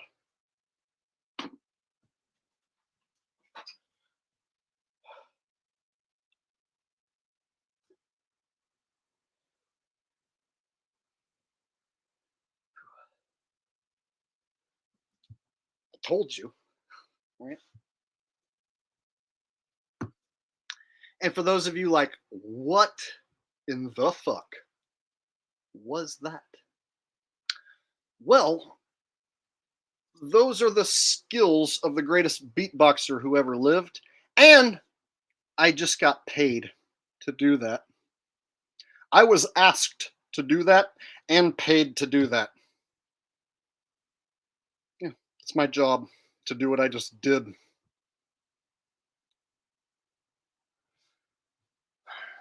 Think about that. That's my job, to do whatever the fuck I just did. And I made money doing it. Interesting, right? I bet you would think that if somebody told you doing that makes money, you would probably be like, nuh-uh, no one's going to pay you to do that.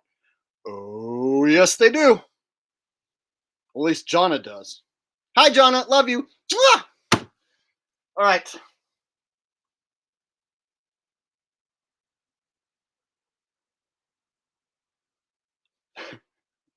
All right, now the rest of you can pay me to not do that.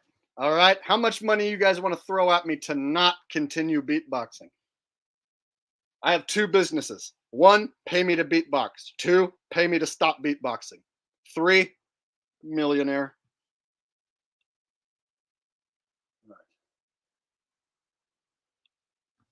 Yeah, the only reason I'm single is because no woman can handle the greatest beatboxer of all time. They just like can't handle this much talent squeezed into one awesome human being. So they decide to stay away from me collectively forever.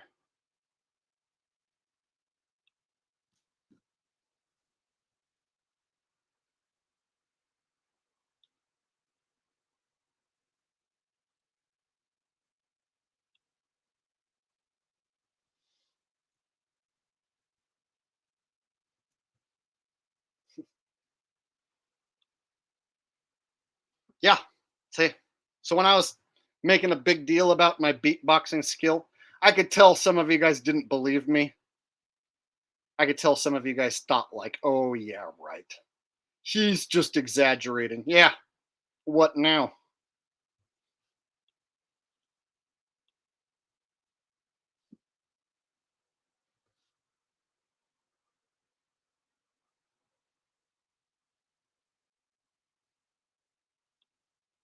Uh, I like how you guys are talking amongst yourselves about how I need to get laid. Well, thanks, Nathan, for thinking about me and my needs, buddy.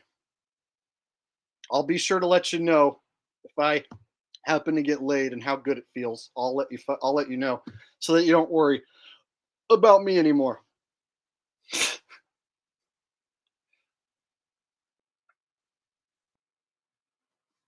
All right.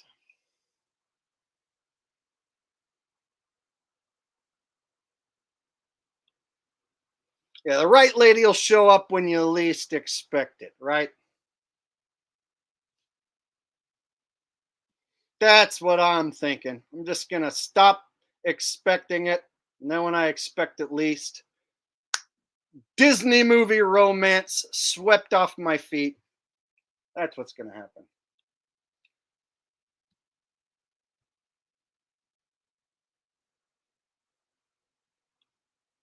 I'll perform my beatboxing while getting laid. Oh man, that would be a super skill. I don't know if there's a woman who would be able to handle that much satisfaction. I think that would be too much satisfaction that no woman would be able to uh, contain herself, right?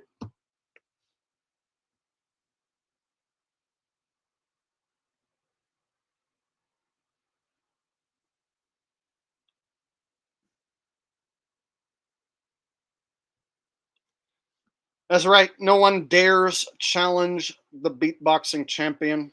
They don't even consider it like even an option because they know they've lost the minute I open my mouth and begin beatboxing.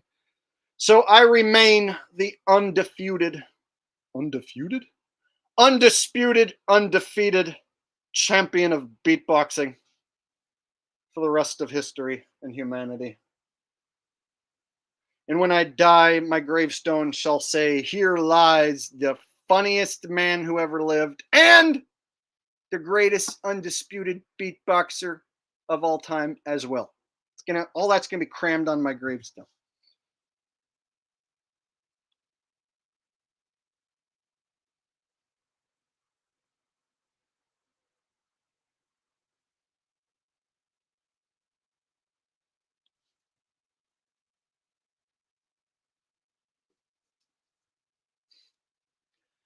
You guys having fun?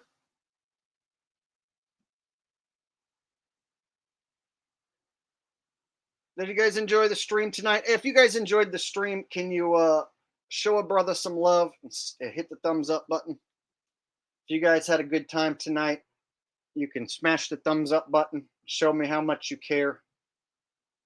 I'd appreciate that.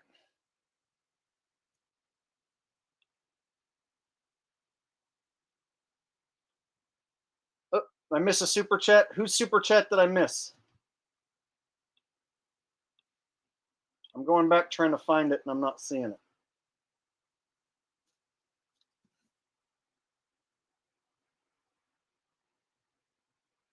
All right, let me read this super chat that I missed and we'll wrap it up.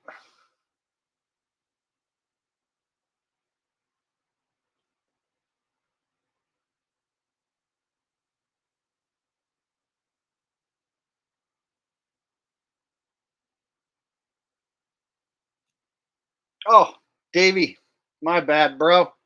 So, sup, Jake? I made up. What did I miss? Oh, you pretty much missed the whole thing. Yeah, I've been on here for about 3.5 hours. So, yeah, you missed a lot. So, you're going to want to go back and catch up. I always recommend if you want to go back and catch up, scroll to the parts that look and sound most interesting to you. Watch it at 1.25 speed, 1.5 speed, so you can get through it quicker. When you're going on a long car ride, that's a good time to put me on. Before you go to bed at night, if you just want to have something on in the background while you're winding down before you go to sleep, that's another good time to like maybe throw on one of my streams. So some people say, "Oh, I don't have 3 hours." Well, just cut it up into like an hour and just try and watch the best parts of the stream just by scrolling through and trying to find something interesting that I'm talking about. And so yeah, there you go. Catch up on all my shit by scrolling through and watching it at 1.25 speed. That's my advice. Thank you, Davey, Shady Davey D. LaFleur, another one of my longtime mods here. Thank you, buddy. I appreciate you making it and donating. All right, guys, I'm going to get off here because I'm getting tired and hungry and all that jazz. It's time to go puff a bowl and chill out for the rest of the night. So I'll catch you guys in the next stream or the next video, whenever the hell that is. And you guys take care. Thank you for hanging out with me tonight. Thank you to everyone who donated. And an extra big thank you to Jonna for your generous donations tonight. I appreciate that. And Javid as well donated several times earlier. Thank you guys.